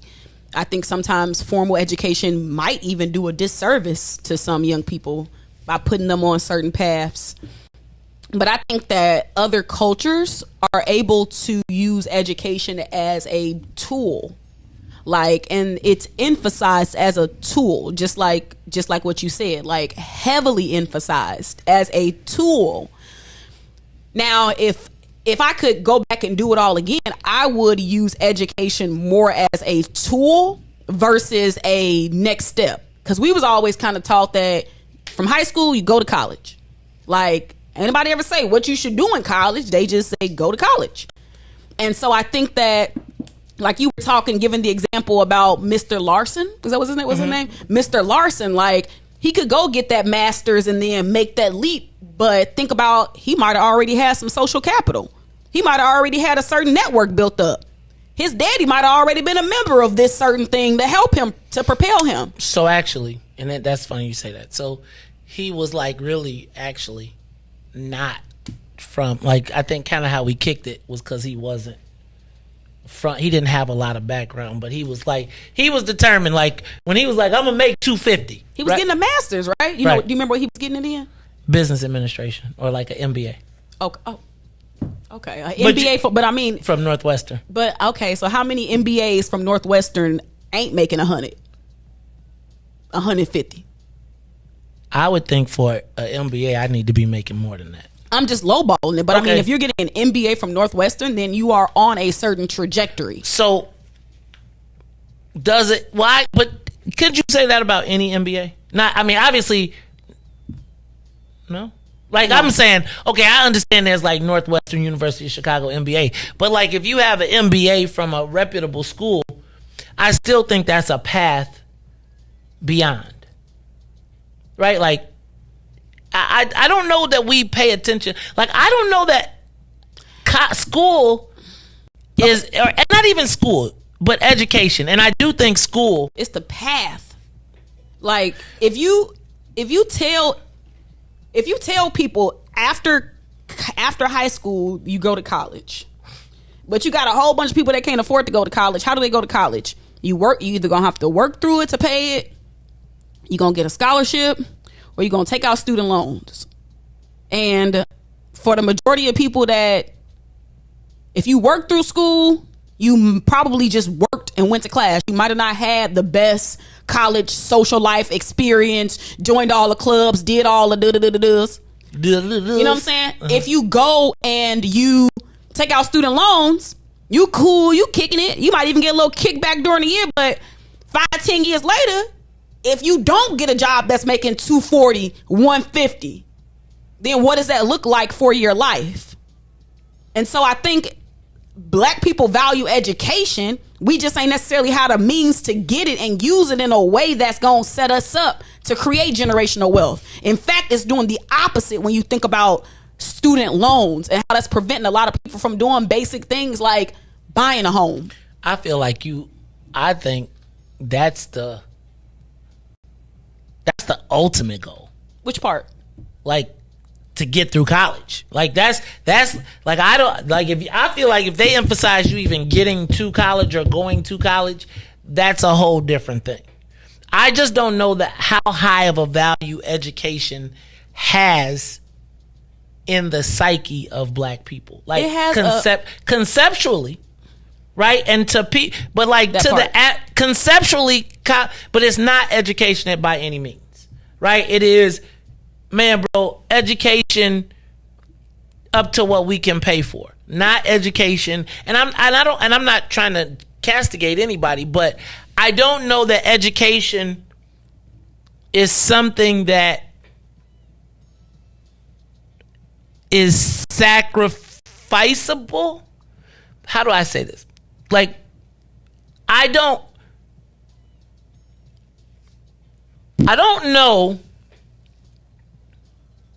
that we know that there's supposed to be a progression of, like, my kids are supposed to do better than me.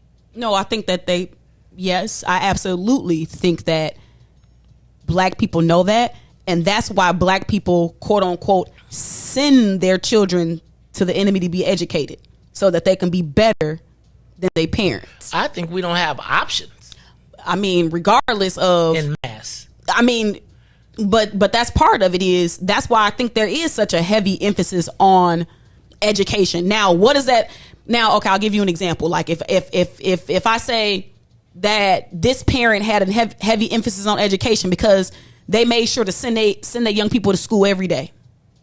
And they would probably say, no, I have a heavy emphasis on education. I make sure my children go to school every day. But do you help them with their homework? Are they enrolled in after school activities? Do you know the parents? Do you care about the 3 or 4 fights they got into? Are you sending them with some type of breakfast? You know what I'm saying? So I think that you have to put it in its perspective and perception. If you ask a parent, how important is education to you? Because I'm pretty sure if somebody wake their young people up every day and got them in their clean uniform and make sure they at school and drop them off and pick them up, they gonna say that they have a huge emphasis on education. They could be sending their child to the crappiest neighborhood school, but they gonna still tell you they got an emphasis on education. And I would argue that they actually do. Now, I could say, well, what about the quality of the education? But then maybe they can't afford to send their child to the up, around the corner, or maybe they don't want to send them to the charter school. Like, so I think it's. I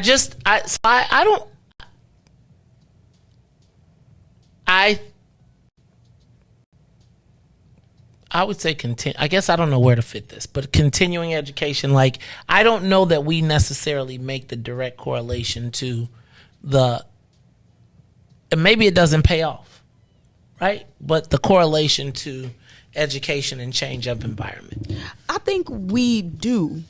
Like, it's sometimes I think it's just, I'll give you a personal example. Like, I feel like the majority of my uncles and like male cousins and stuff, like, they could do all these things in the trades. Like, I saw them doing these things. None of them ain't never went to trade school. They ain't got no certifications. Like, none of those things. Like, and so I always wonder to myself, like, man, like, dang, what if my uncle would have went and got his electrician license? Like, but that's my point. Take apart and fix a radio better than anybody. Like, and so, but then I think about, okay, so what were the factors that prevented him from doing A, B, C, and X, Y, and Z? And then it always kind of goes back to some sort of trauma, some sort of addiction, some sort of lack of education. Like, but that's my point. I feel like that's kind of my point. And I was thinking about my own life and thinking about, how do I break this ceiling? Like, to get from where I'm at to where I want to be.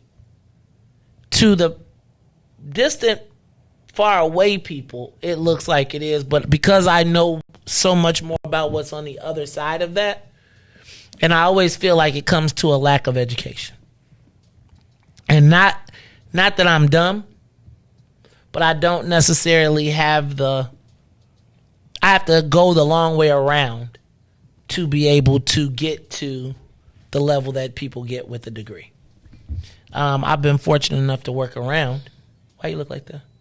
Because I can see why you would say that, but I also think about the value of the education that you do have, that you weren't finna get. You ain't gonna get that in no book.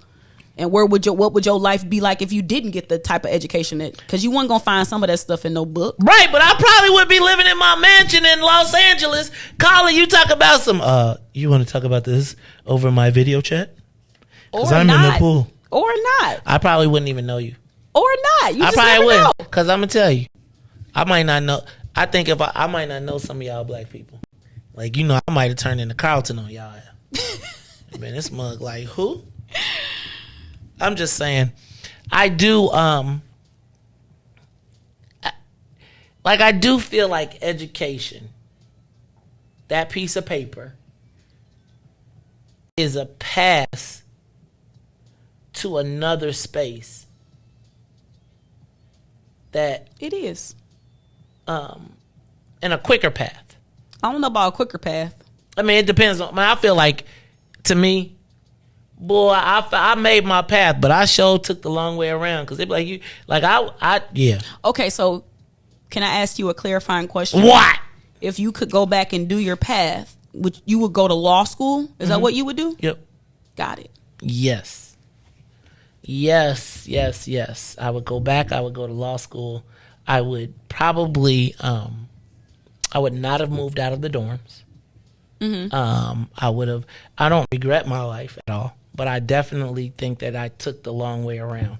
One of the things that I try to emphasize to my kids is I did everything, right? Because I got away from my parents, and I just wanted to do whatever I could that they didn't let me do.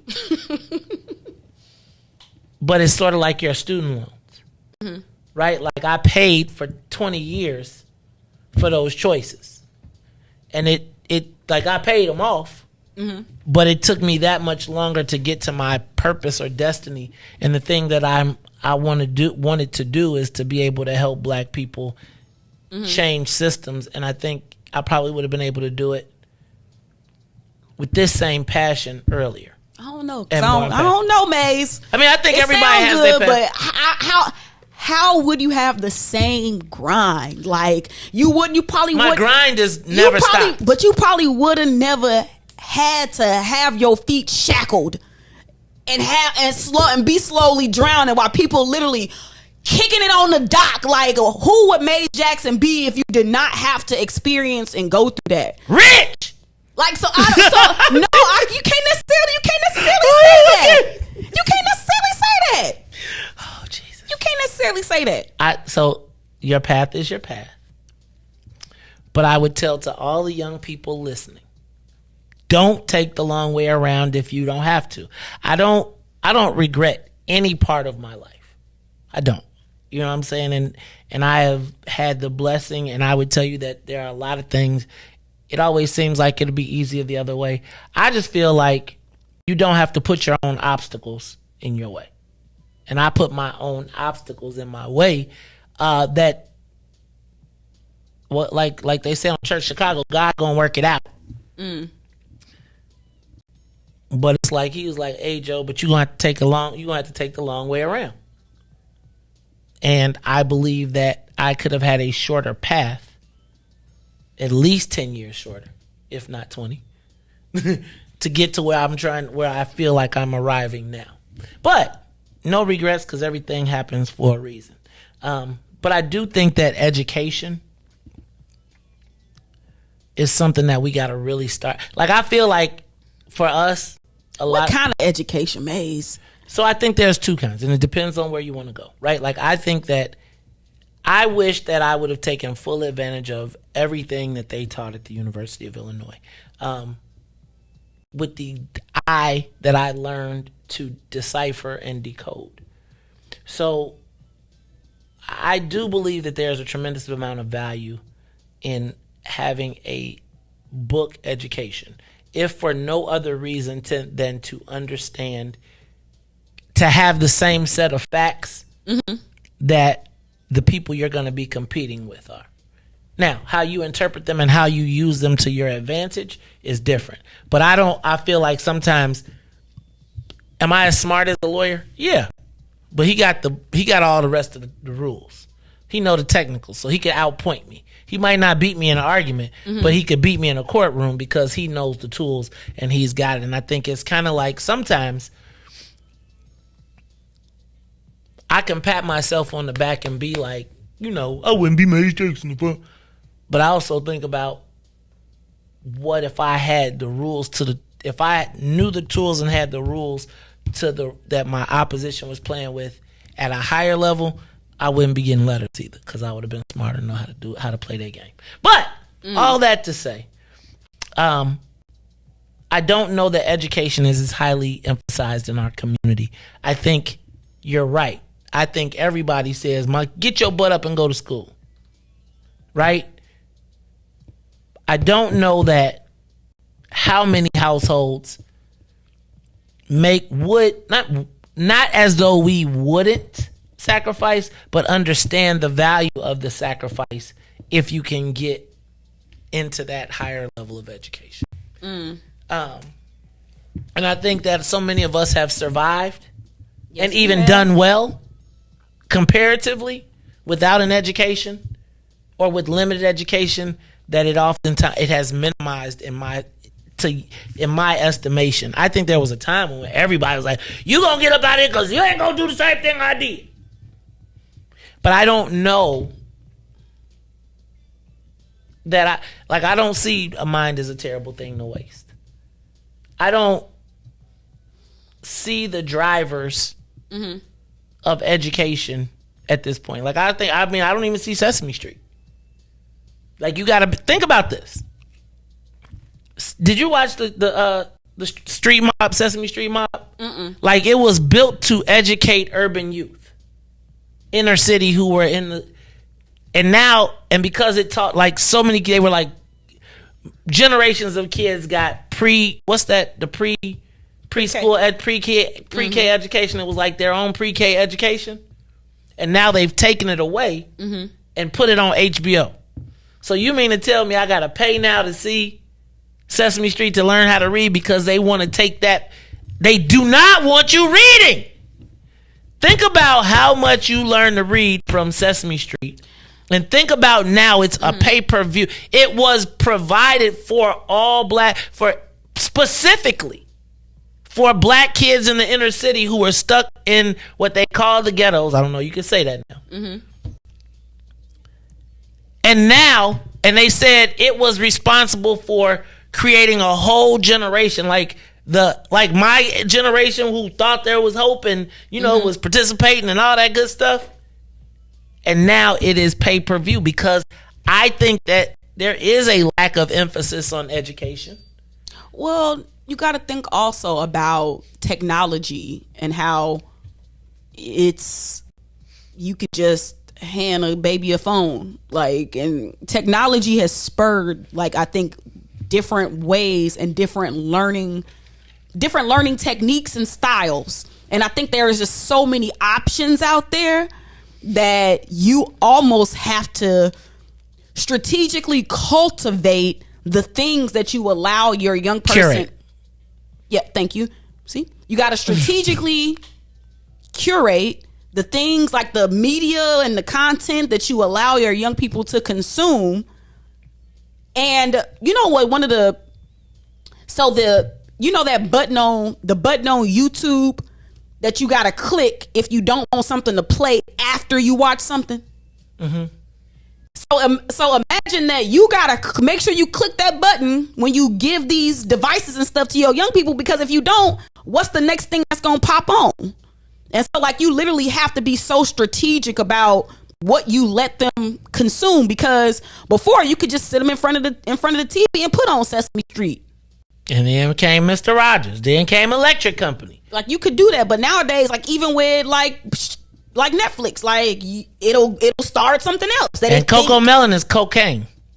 Oh my God, it ain't nothing but a baby dopamine hit. Coco Melon is cocaine for kids. It stimulates all of the same things that cocaine stimulates in the heads of your children. But the challenge with that is then me standing in front of you reading a book does not induce those same dopamine hits. So we all want to say, oh, these kids got ADD, they can't pay attention. Well, if you put something in front of me when I'm little that's like doom, ding, ding, ding, ding, ding, ding, ding, and then you're standing in front of me trying to read me a book, so that's why it's important to read to your young people. You think you smart or something? Man, I'm just saying, you one of them aunties that be like, put this. They like me when they like me, but when they don't, they don't. Really? I got rules. But I'm soft though. But I got rules. You like Auntie Neil. You like rule. You can have anything you ask me for, I will get it. I was up in Batavia over Memorial Day weekend at a basketball tournament, and I said, "Oh, Batavia! I see why people live up in these northwest suburbs." I said, "Wow! There literally is everything you need in your community. In one mall." But you pull to the mall, be like, I went grocery shopping, I went swimming, I did crazy. It threw me off. And then they got you paying for a hotel room, and it looked so beautiful. It was so historic. That was a tangent, but I'm just saying, them baby dopamine hits. So that's why if you do give devices and stuff to your young people, you gotta at least read to them, read to them, make voices and stuff with it, but let them know what it feels like not to be so overly stimulated. We overstimulate ourselves, with these phones, and we do it too as adults. Think about how satisfying it is when you're clicking and pressing and the stuff vibrating and the haptics moving and the little fire fireworks exploding when you send messages, like stuff like that is so satisfying to our brains that we don't even really understand the ramifications of it until we don't have it, and then we wonder why we literally can't sit still. I have to make myself sit and not be on a computer, not be on a phone, just sit. It is so difficult sometimes, but I literally just try to make myself sit. You don't do it in the morning where it just be like quiet. That's what I do in the morning. It's important just to turn it off. I'll be like, oh. It's called the art of doing nothing. And doing nothing means like you can't look at your phone, like just do nothing and like see what happens. You would really be surprised what happened. What happened? It depends on what you're doing. Are you praying? You meditating? You just taking a moment of silence? Hallelujah. You just reflecting, like what you doing? Like what you doing with your little bit of peace and solitude? Some people can't even get peace and solitude because they might not live in environments that are quiet enough or where they feel comfortable enough. Okay. Dang, Ruthie, I feel like we hit your passion point. What? Somewhere in there. I think it was the young people. It always is. That's what.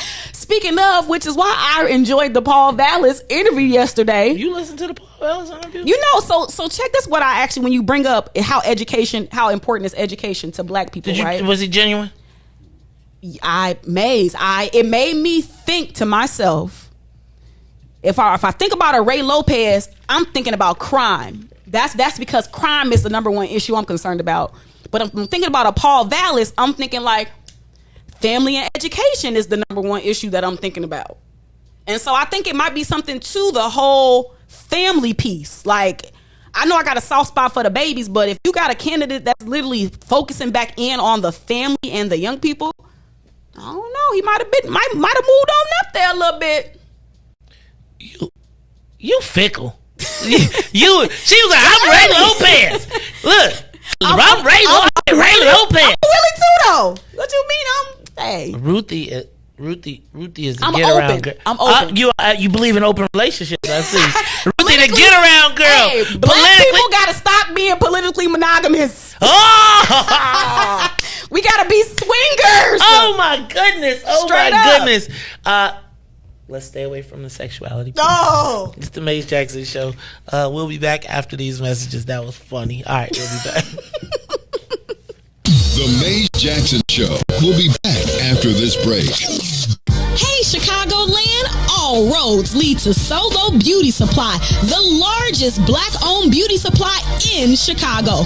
We carry a large selection of natural hair care products, plus much more. So come see us at one of our two locations, located at 9011 South Ashland or 8158 South Cottage Grove.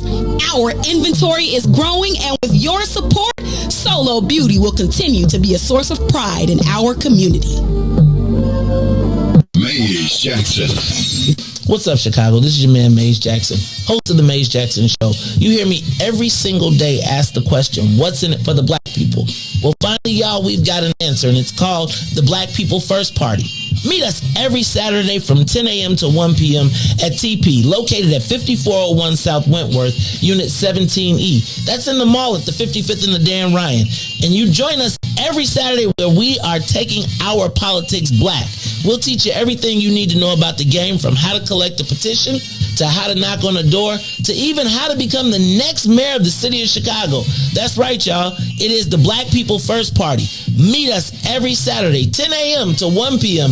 at TP, located at 5401 South Wentworth in the mall at 55th and the Dan Ryan. And if you don't like it, you can still tell them, Maze said. This is a Black people thing you wouldn't even understand. Maze Jackson. Yeah, Ruthie Mo, Reach the Ruler, Maze Jackson. This is the reparations interlude. We not asking, we demand it. So go on, make my payments high.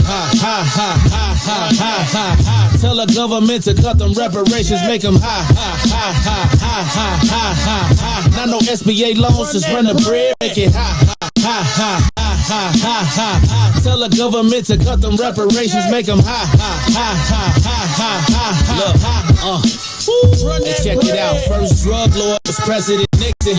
Oval Office was the strap house where he was tipping. Got the drugs from Nicaragua and gave us crack. Declared war on blacks. Man, tell him to cut the check and tried to make it seem like a revolution. CIA was the corner boys for distribution. We could tear this country in half for retribution. But I'd rather get some restitution, so tell him to cut the check. John Singleton, man, he already told y'all.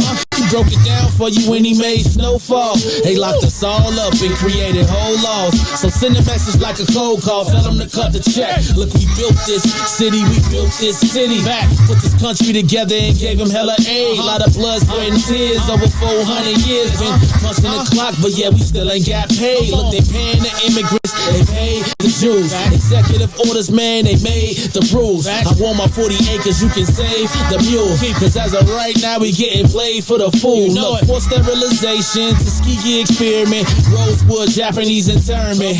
Come on, was all paid out from the government. We waiting on our turn, we definitely earned it. So make my payment high. Tell the government to cut them reparations, make them high. Not no SBA loans, just run the bread, make it high. Tell the government to cut them reparations, make them high. Not no stimulus checks, just run the bread, make it high. You are listening to the Maze Jackson Show. I'm your host, Maze Jackson. Come on, girl. Ruthie Mo. See, you should have let it out. See, he cut me off. I was about to say. That's what I'm saying. We could let Ness do it. He be saying it kind of cool. I am your host, Maze Jackson. Got my man, Riis the Ruler, and my girl, Ruthie Moore. Ruthie Moore around here feeling passionate about the children's. Ruthie, I'm gonna do a little political update, if you don't mind.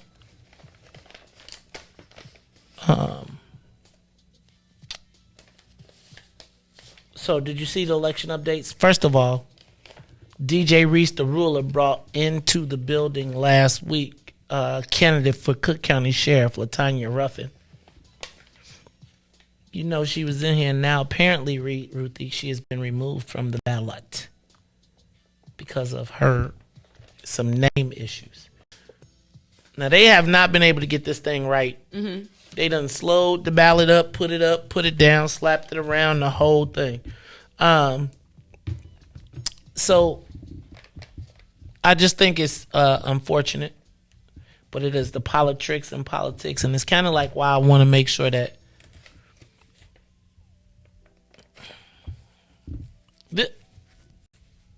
I really do want to have a class. I know this sounds really dumb, but I do want to have a class for everybody that is running for office. Just for, like, I'm not perfect, but just tips and tricks. How to maximize your money. How to buy in bulk.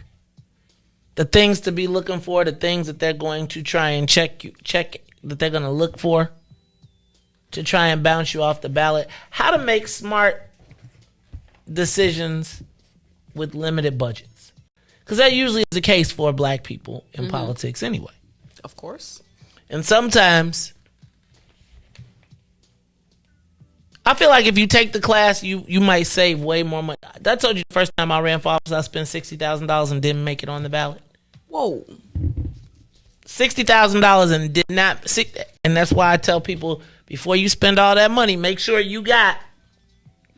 You know, the thing that I keep learning about politics and the election cycle is how many jobs are created and how many money opportunities are just born during that time.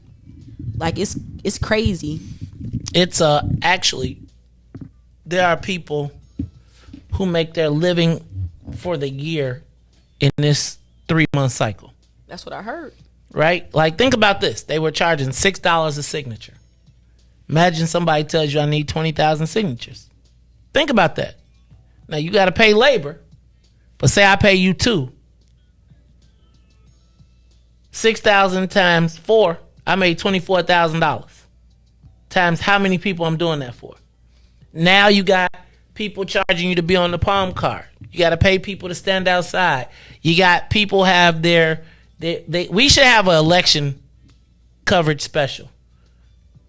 Right? We did election on the morning show. Mm-hmm. Like, you know, everybody got a TV show or something. Like, they got a broadcast where they reach thousands of people. Mm-hmm. And then they are able to sell it to candidates who are looking to do. Right? The printers are making a stupid amount of money. I might be asking you for too much game over the air, but what is like the most, like the strangest or like most like craziest thing you've seen somebody like making money off of during like election like time? Dirty tricks. Ooh. Dirty tricks. I mean, I've seen people break in your office and steal your signatures. Oh, okay. I done seen people beat up your poll workers. My first election, when we were doing the Blagojevich election, and it was like the first time that I just thought I was putting street team people out, and it's funny because like we had the West Side, so I had hired all these like teenagers and young people, and you know, hey, I'm going to work, do my civic duty. Man, they went out west. Mark Carter and them was beating people up and taking their palm cards. Like, it would be like we had dropped everybody off. I'm not gonna say Mark. I'm just saying people Mark knew. They literally, like, you know, so imagine you get dropped off, Riis, and your polling place is in Madison and Pulaski, and I hired you from, you know, you just coming to do an election day worker, and you come back, like, we had vans dropping people off, and Muggs was like, oh, come get me, because they was getting bloody noses. It was like, and oh yeah, dog. Oh, Ruthie. I know a guy one time that was running a campaign, and he paid $1,000 to get the walkie-talkie of his opposition's campaign, so he can know everything they was doing. Oh, that's a good one. Cheap. That's cheap. $1,000. Man, that's cheap. That is kind of cheap. Yeah. I know. Back in the day, it used to be like the chiefs in campaign time. Every chief would get everybody's signs and then not pass none of them out. But you paid them anyway because you just didn't want them to be working against you. I almost feel like that side of it seems to be more fun. Like, I think I'd rather be in the car taking up the signs than putting them down. That's called litter removal. That is being a good community citizen, a good community servant, and cleaning up your neighborhood. You know what? It's every legit and functional job within a campaign has the opposite nefarious side of it. Like everything, like literally everything I could think of got the opposite that also works too. Mm-hmm. I mean, I've seen people pay people to just make you nervous at an event. Just like every time you talk, people just make noise and talk and just rattle you. I've seen people be paid to get in the back of the audience and just disrupt. I mean, yeah, I've seen it all. I mean, I've seen people paid to do press releases to make noise. I mean, all of them are tactics to get you off your game. Yep. So, how do we get on that? Oh, because LaTanya Ruffin is off the ballot. Did you see Jonathan Jackson caught a ding too? What? They said Jonathan Jackson did not file his disclosures, his candidate disclosures. And he was like, my bad. Was that a fine or something? Yeah, it depends on how long. I mean, he might have missed it and they found out about it. But, you know, you turn it into a story. I've been getting some nice, you know, I'm in the first congressional. I've been getting some nice mailers. From who? Who mailed? Different candidates. So, which ones? Pat Dow. Okay. I seen Pat Dow. She had on her Delta stuff. Go ahead to the Delta 00 triple. She had a basketball. I didn't know she played basketball. Come on now. I didn't know. But until I was like, why she got the basketball? Then it was a college basketball player. I do not assume. I think she's in the Hall of Fame. What? I think she's in her school's Hall of Fame. I just don't assume all tall people play basketball. Just like I don't assume all black people play basketball. Or eat watermelon. Do you think Pat Dow still could cross people over? I don't. So for some reason, and I'm not trying to be funny, I don't think that she's a ball handler. I feel like she was probably in the post. She was probably like a power forward or something. So all right, so you think she boxing out still? Yeah, I bet you she ain't.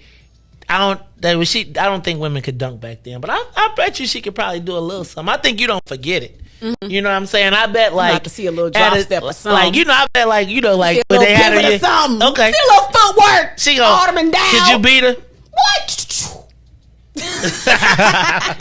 But shoot, Ruthie. Get that out of here. Get that. Hey, but I mean, okay. So now I'm like seriously like considering like who to vote for. Like I'm paying attention to like the. This is the time you pay attention. Like so, I'm like seriously giving it some looks and like for real.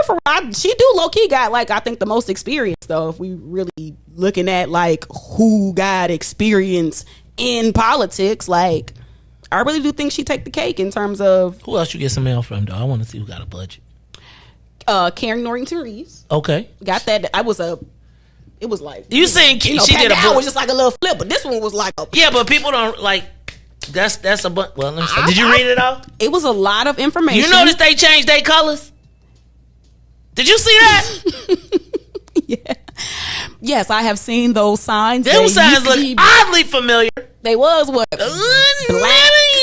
Red and black. Red and black. It was kind of hard to see them. Now they heard me talking about them. They look very familiar. I had to do a double take. Hold on. I did a double take. Okay. What about Swain? Did you get anything from Swain yet? You know what? Not a long time ago, but it was something I put on the door. Oh, you got a door hanger. Yeah, and like that was a minute ago, though. Like 2-3 weeks ago, right? Yeah, like that was a minute ago. Yeah. I know some people that was like doing it for him. No. Like I came to it like the day after they did the interview. It was like crazy because it was like signs at this person's house I went over. Lord, he got that tracker like on the thing. I feel like Swain would be a candidate that I would vote for if I feel like if I had like more vested business interests. Yeah, I feel like he's a sleeper. Like I feel like he's a sleeper.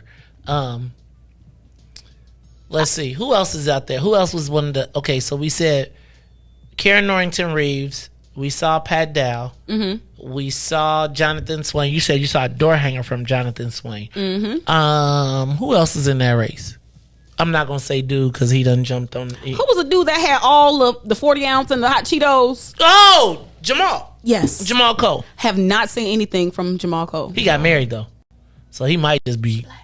Yeah, he's somewhere. Who I might vote for him. He's somewhere honeymooning. But I have not seen anything. Maybe he ain't in my. Maybe I'm not his target demographic for the first congressional district or something. But I have not seen. I feel like he had started off like.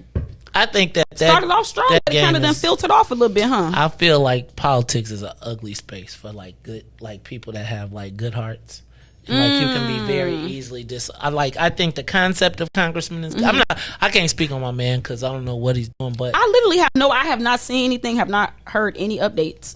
All right, I don't know if you saw, but Cranes did a report today that said that in spite of claims, the Cook County assessor has not been transparent. Tom Dart ducked out on the debate. It said he's trying to get. They said he ducked out on the debate and is busy trying to get people kicked off the ballot. So let me ask a question: does Tom Dart have a real issue? Does I feel He's like just been there for a minute. I feel like y'all just love like Tom Dart. What's crazy to me is that this is wild to me. How shouldn't you have to have a police background to be the sheriff? Not according to the law. I think that is I think it's mind-boggling to me that the sheriff position will be wholly political like that. Like, can we get a little law enforcement up in there? Like, man, what you want, Bull Connor back? Shoot, Tom Dart is a nice guy, man.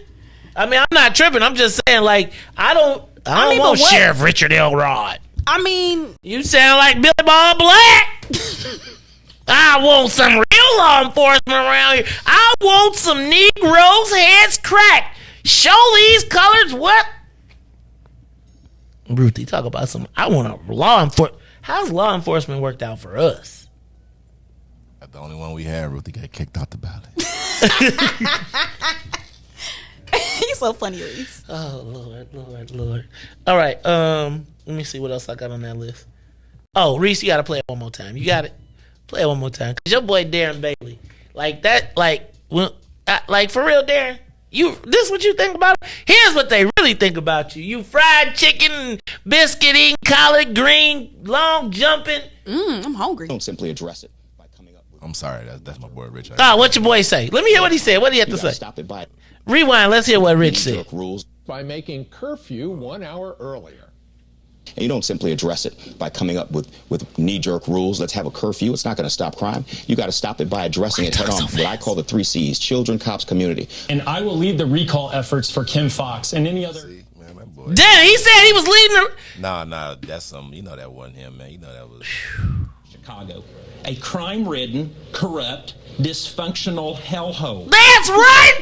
That's right, Darren! It is a hellhole down here. Crime-ridden. You call it... Just give it back to us. We let you have your turn. Crime-ridden, dysfunctional hellhole of Chicago. These damn skyscrapers and everything. We need to knock all this stuff down and start all over. Yeah, you got these pickaninnies running around here. Dysfunctional families. They live in they don't have any fathers in the homes, and they just make this city a hellhole. That's why I'm on my way back down south. And when I get to be governor, we're gonna secede from Chicago. Which we staying in Cook County though? You can keep your county, you can keep your college, you can keep all that. Everything that comes with Chicago, y'all keep it in your little hellhole. I'm your man, Billy Bob Black, and I want to vote for Darren. What's his name? Darren Bailey. I look like y'all, but act like him. We'll be bad. Think about Chicago. A crime-ridden, corrupt, dysfunctional hellhole. We need the matter for the clap. Maze Jackson Show. We'll be back after this break. Maze Jackson. Uh-oh, what's in it for the black people? I want to know, is there an offensive black people list? Who manages it, and do black people have to honor it? Maze. You're Uncle Tom. That's why you're an offensive. And the reason why you're Uncle Tom is the real story of Uncle Tom. How he worked for his freedom, and then the slave master reneged on him and wouldn't let him get his freedom. So you know what he did? He left. You messed with the church's money. You were smart enough to work your way off, so you offended the white folks, and then you offended the black folks because your ass left, and because they wouldn't. And who manages the left is both black folks and white folks. Because if you see in that situation, the black folks is just as bad as the white slave owner that Uncle Tom left. What happens if you say that and someone gets offended? You ran off the plantation, brother. That's why you're offended. That's all I got, brother. Keep being offensive. Thank you. Maze Jackson. Today, the Biden administration is releasing what it calls a new strategy to fight domestic terrorism. Following a 100-day review, federal officials are now laying out a new plan hoping to deter, detect, and prosecute domestic terror. They went to the Capitol waving their flags and looking for smoke. He was out there looking for justice. They was over there looking for votes. Ashley Babbitt was with him and told all the people that nothing could stop us. She climbed through the Capitol window, breached security, and called a shot, bro. The media say she a veteran. They paint the picture to make her look greater, but she disrespected the same country that she served. That makes her a traitor. They was fighting police, resisting arrest. On God, I couldn't believe it. I guess blue lives only tend to really matter when it's convenient. Hey, these are the times we witness in history, all because they didn't get a victory. United States is so contradictory. We get equal rights, that's a mystery. Politicians, they more like magicians. You know they got tricks up their sleeve. We point out the flaws that's up in this country. You know they gonna tell us to leave. Somebody try to help me understand it. Always seems like a double standard. They be out here leaving us empty-handed to certain rights we are not granted. The media is the culprit when it comes to to the comparison. Cause when it comes to race, they always changing up the narrative. Terrorism. They say you a patriot, call you a hero. I call it terrorism. And that's on the real. You know what we know, I say it's terrorism. They say you a patriot, call you a hero. I call it terrorism. And that's on the real. You know what we know, I say it's terrorism. They say you a patriot, call you a hero. I call it terrorism. And that's on the real. You know what we know, I say it's terrorism. They say you a patriot, call you a hero. I call it terrorism. We still out here trying to get our reparations, but the government pump faking out here hesitating. I'm out here trying to keep my peace, so I keep meditating.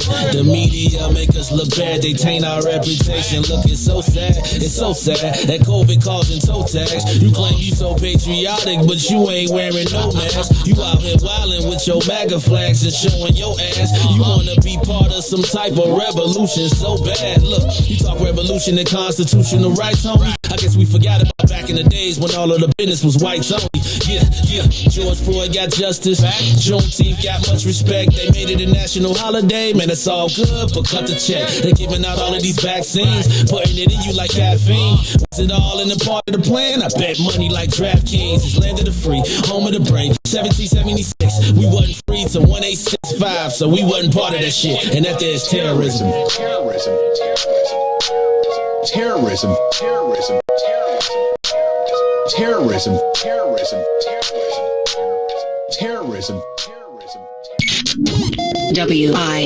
WIIFTBPM. Back to the Maze Jackson Show. You are listening to the most dangerous show. This is What's in It for the Black People Radio. Maze Jackson, the most vociferous advocate for black people in the world. For Ruthie Moore, for Todd Stroger, I am the host of the Maze Jackson Show, asking every single day, what's in it for the black people? And if you don't like it, you can still tell them Maze said, Mayor Lightfoot, man, we ain't accepting that. We ain't accepting that. Let's go. Yeah.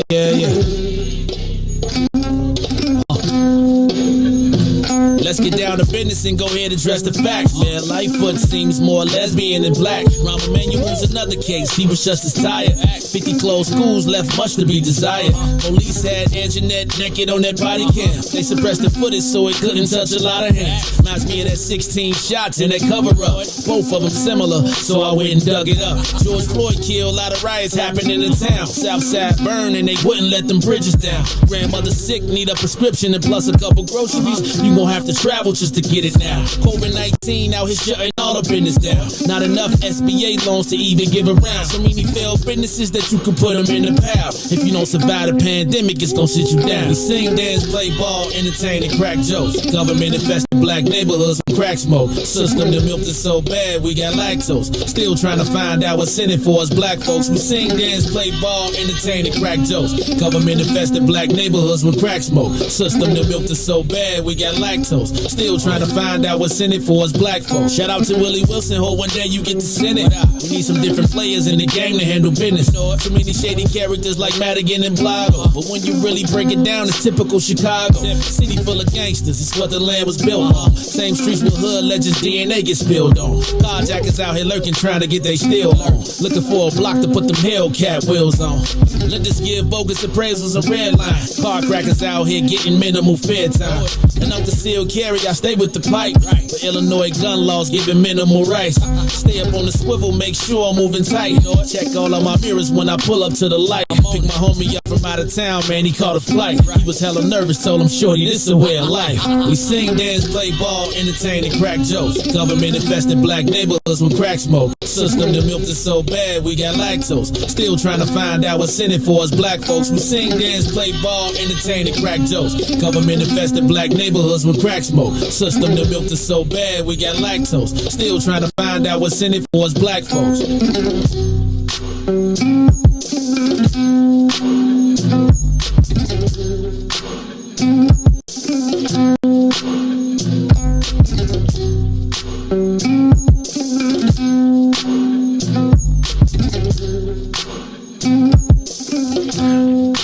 Good afternoon, Chicago. Good afternoon, world. This is the Maze Jackson Show. I'm your host, Maze Jackson. Got my girl Ruthie Moore and my man DJ Riis to rule on the ones and twos. What was we talking about before we went on the break? What you was? I asked, did JB Pritzker fund some of them Darren Bailey ads because he don't want Irvin to? Yeah, man. So does that count? That's what I'm saying. So technically speaking, ain't JB Pritzker supporting Darren Bailey? Yeah, but he's supporting him because he want him to lose. Okay, he so want to beat him. But do that still count? See how politics just? It'd be like the people that's supposed to be on your team be working against you. Like in politics, they use anything. Real Republican if he's taking that Democrat money. Oh! Come on, Riis! Look at Riis! Come on, Riis! Defend that slavery, Riis. Get it right. Team Dick. Ooh. That's Richard Irvin. Turn that into a commercial. Oh my God. Hey, Ruthie, like, you gotta be careful with that. Somebody around here will turn around and be done whooped on us. Did you hear what she said? That's Richard Irvin's nickname. Like, Richard. I'm watching the show and I heard Ruthie was team. Look, James about to call it. James, call in. She let you know. Oh, you were talking about Richard. You was talking about. All right, my bad, Rich. We ain't that cool. My bad, Mr. Irvin. I can't believe you yelled that out like that, though. That was for week 304. Riis, this is what I think you need to do. When you bring back 304, save that. So when you like whenever it's like a moment, and it'd be like you could just be like, don't do it, Riis. Are you guys team? It's Friday. I'm just Ruthie, I can't believe you. I was like, wait, where did that come from? Is it Friday? It is Friday. Riis, y'all need to get y'all minds out the gutter. You need to get yours. You the one run around and talk about team. You know that's that man nickname. I ain't never heard nobody call him that except you. Like Mr. Durbin. See, I ain't say it that time. Mr. Durb. Yeah, I remember as a kid. Dick Durbin. I want to read his name. Kids in there reading that man's name. Oh God, that could have been somebody's nickname. Oh Jesus. Oh, okay. All right, this is a sensitive topic. There are 5 men who have jumped into the race to run against the mayor. And there are claims of sexism.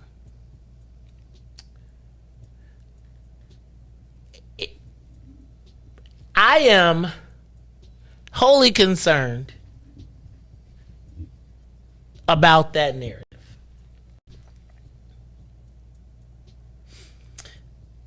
I do feel as though the mayor of the city of Chicago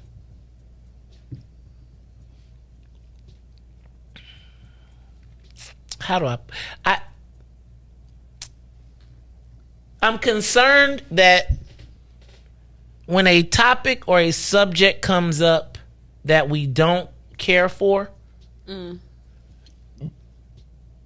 when there is something that will challenge our thinking, our friends, or our power base,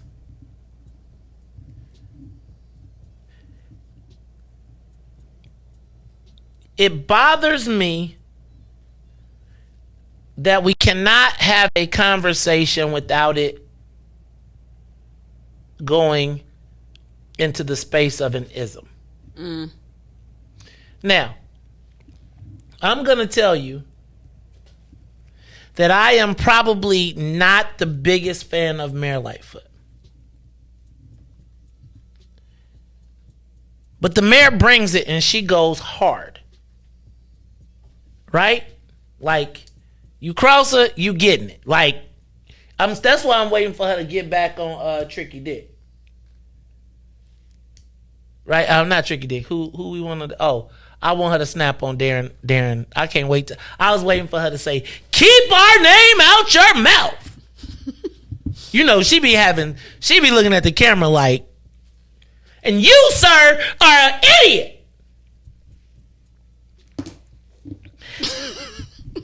But I don't know. And I gotta ask you, and help me out, y'all. And I really just, like, can you call it, is it sexism that there are men that are running against her? Or is it that she's vulnerable because of issues, including her style? Mm. But is it fair to call it sexism that you just want to run? Right? Like, and I am nervous that we're rapidly getting to a place in Illinois and Chicago where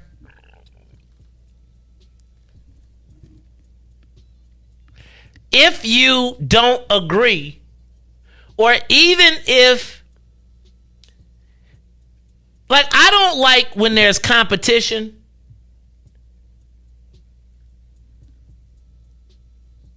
That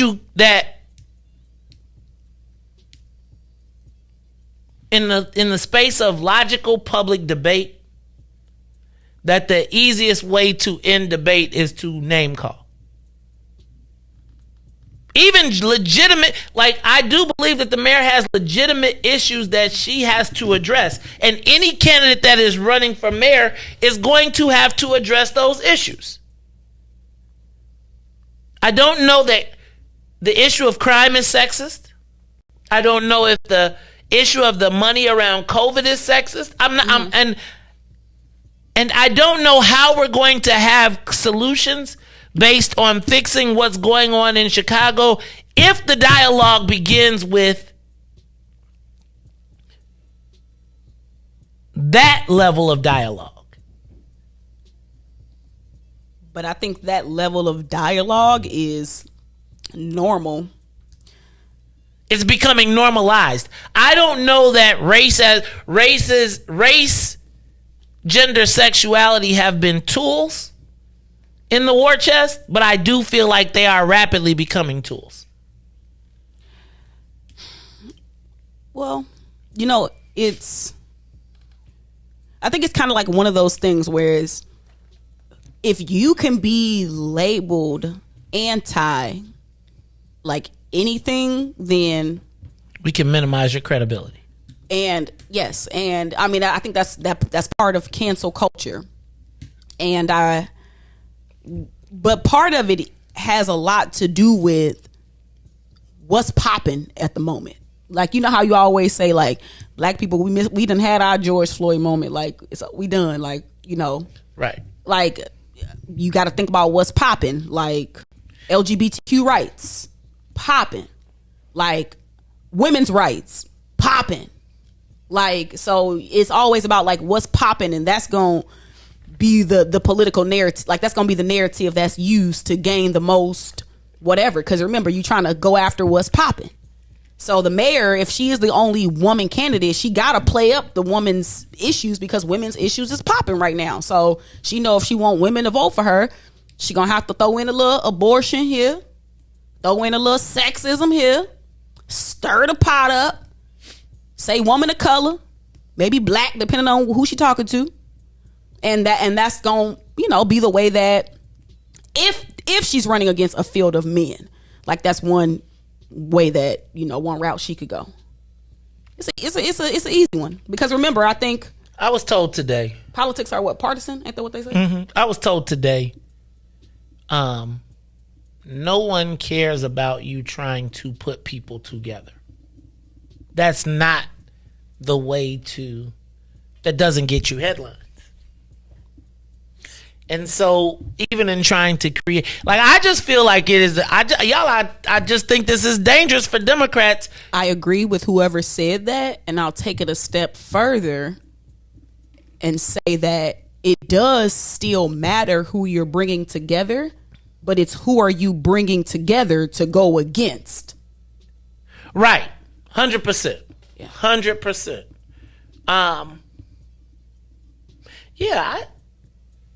So I guess my question in this whole thing is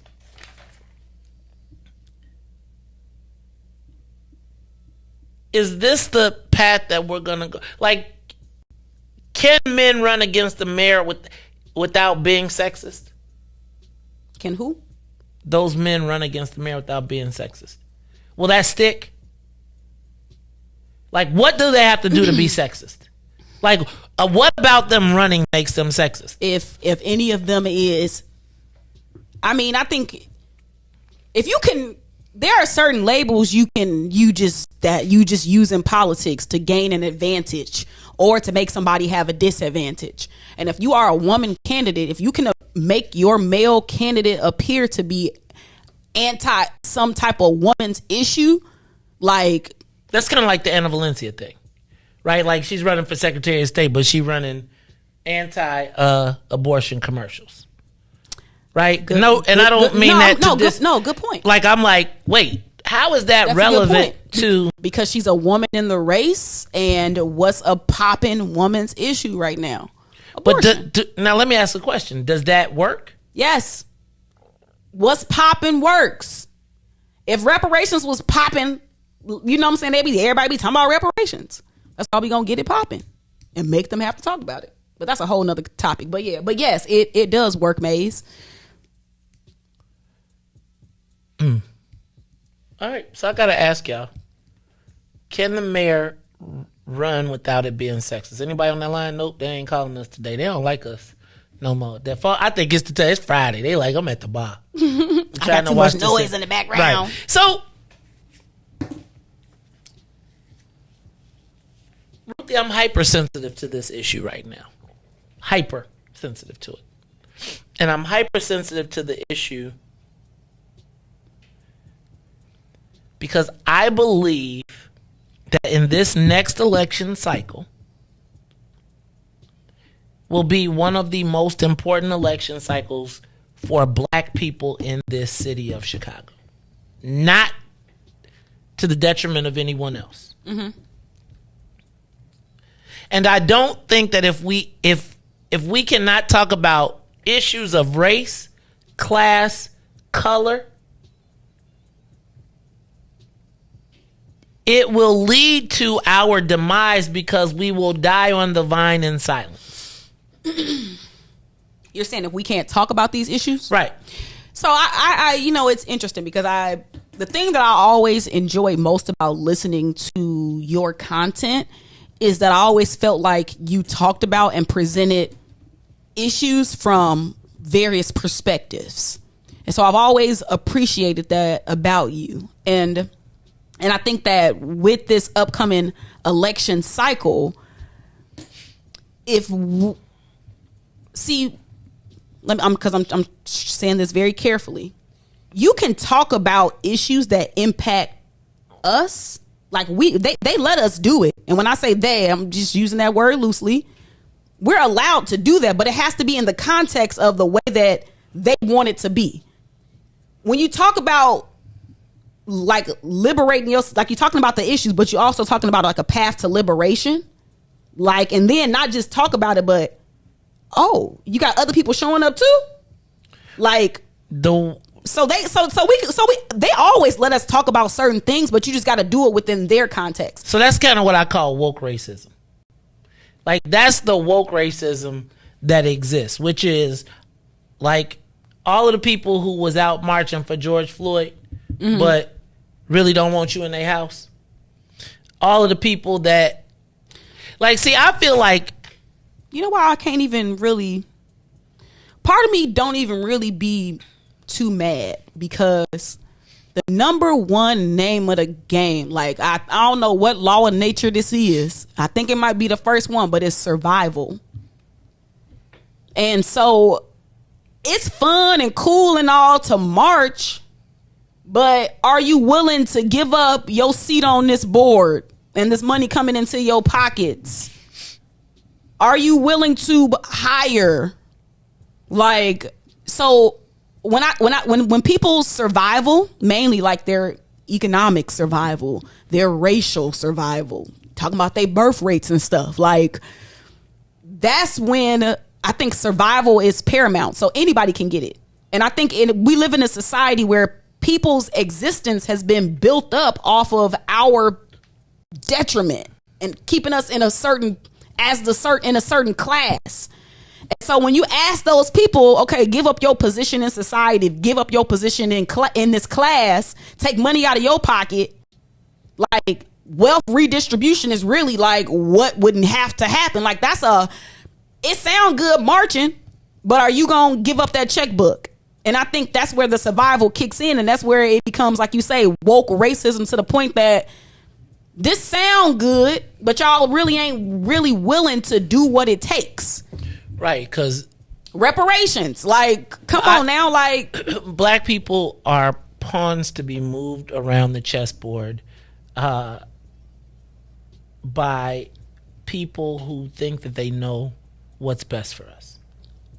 And when you speak for yourself and say, I can recognize where, who, what, where, when, why, and how this is happening and can count, you become an enemy of the state. And I just felt a certain way when I saw that hurled again, because I think it's becoming a tactic. I feel like Republicans used to always have like the veiled racism and the veiled usage. I think it's becoming a Democratic tactic to bring out, but it's like almost cannibalizing, right? Because you're now starting to call the people that you want in the tent,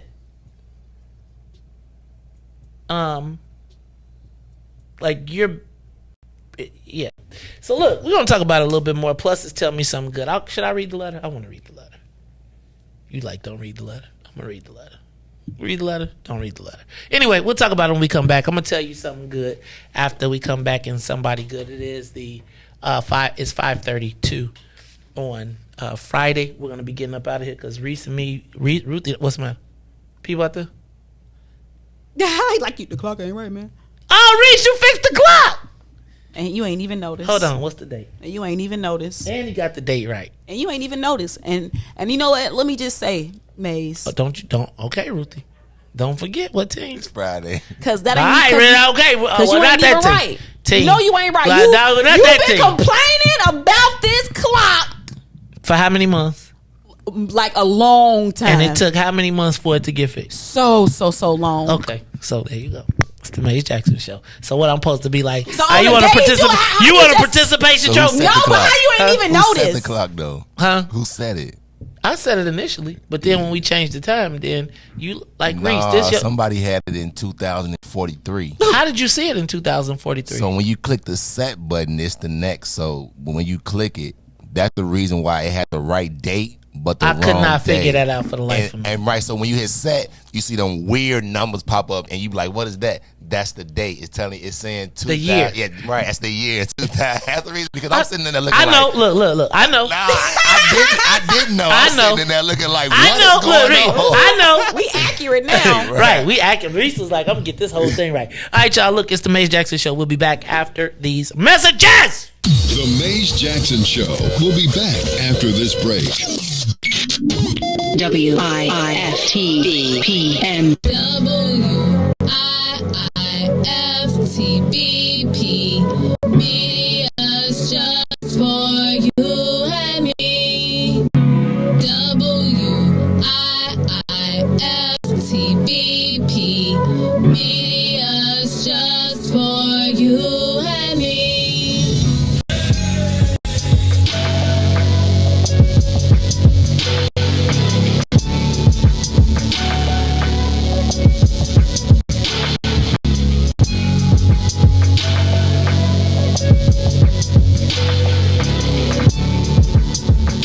Introducing your trusted source for high-quality Black emojis, better known as Blackmoji.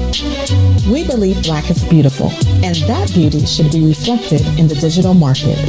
Now there is an app that does just that, starting with Black Greek letter organizations. Blackmoji Vine offers more than an emoji app. It is a cultural experience of Black excellence. Download the app in the Apple or Google Play Store to access a specially curated catalog of emojis representing the Divine Nine. Use the emojis to celebrate Black youth events, acknowledge current events, support social causes, and learn about esteemed Black youth members who blaze the trail of Black history. A portion of every subscription goes toward a scholarship fund specifically for members of Black youth-led organizations to help keep the legacy alive. Download the Blackmoji app today. And now, traffic and weather. Yo, who said devotion has to be sad? You check this out. The Lord is my shepherd, I want. He's making me to lie down in green pastures. He leads me beside the still waters. He restored my soul. God's gonna turn it around. Come all the way with me. Good afternoon. What's in it for the Black People Media family? The time is now 5:36 p.m. on a beautiful Friday afternoon. I'm Riis the Ruler with your Chicagoland area sports traffic and weather update. We head over to sports. The Chicago Cubs Thursday will beat the Cardinals 7-5, but the Cardinals get even today as they destroy them 14-5. The White Sox was in action last night against the Blue Jays. The Blue Jays continue to get the best out of them as they lose 8-3. We head on over to traffic now on the Kennedy. Head to the Loop. There's an accident, so it's an hour and 32 minutes to the Loop. Outbound is just 45 minutes. The Edens also has an accident inbound. Deerfield to Exchange is an hour and a half. Exchange to Deerfield is 55 minutes. On the Eisenhower, Thorndale to the Loop, 58 minutes. Accident going back out to Thorndale, so that will be 75 minutes. The Stevenson from I-355 to the Dan Ryan, 50 minutes. Outbound, 57. The Bishop Ford, 36 minutes. I-80 to the Dan Ryan, 41 minutes to I-80. The Dan Ryan is 16 minutes to the Loop, 23 minutes to 95th. On DuSable Drive South, 55th to Jackson and back will be 9 minutes. On the north side, Randolph to Bryn Mawr 12, Bryn Mawr 2, Randolph will be 34. Today's weather, it is currently a sunny 79 degrees. Today was a high of 82, and tonight it will drop down to a low of 63. I'm Riis the Ruler. Happy Friday here on The Maze Jackson Show.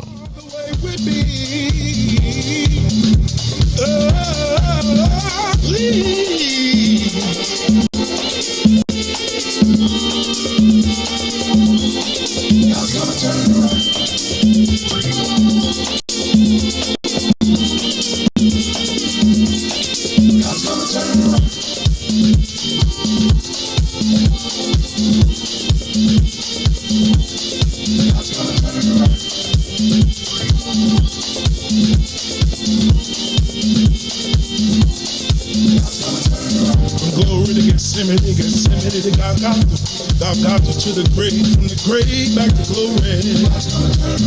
Glory to Gethsemane, to the grave, from the grave back to glory. Glory to Gethsemane, to the grave, from the grave. Glory to Gethsemane, to the grave, from the grave. Dear Lord, it's me again. God's gonna turn around. I'm calling on you. You did it before. I believe that you can do it again. Somebody calling you right now, Lord. If it ain't one thing we need, somebody else needs you for another. Please, son, look and have mercy. Have mercy over our home, Lord. Have mercy. Have mercy. God's gonna turn around.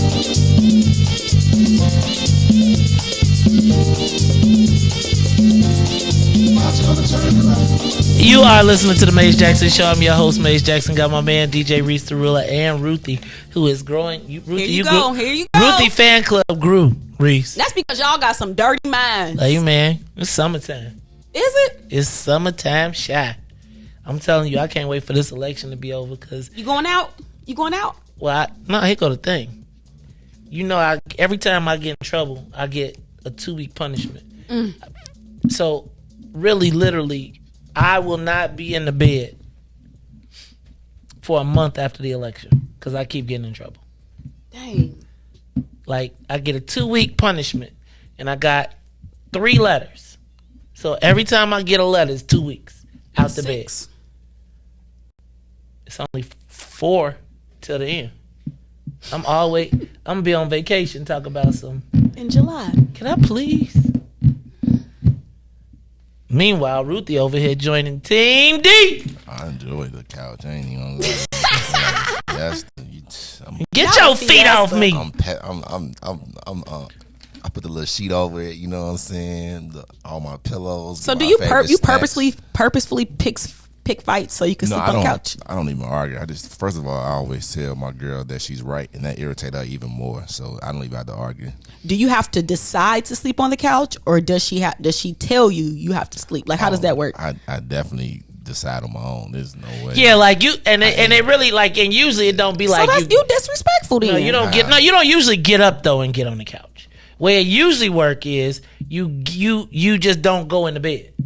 Disrespectful. No, you just be like what happened is y'all get a beef, then she go get in the bed, or she go watch TV in the room. Do you get your pillows, or do you go pillowless? Nah, it depends. It depends. How you go in the room? See, Riis, I don't. Like what I do. I got a whole stash downstairs. Man, I'll put all them pillows in the room closet. You gonna come in this room? I got all the stash downstairs. You coming in this room? And then what happened is you just like fall asleep.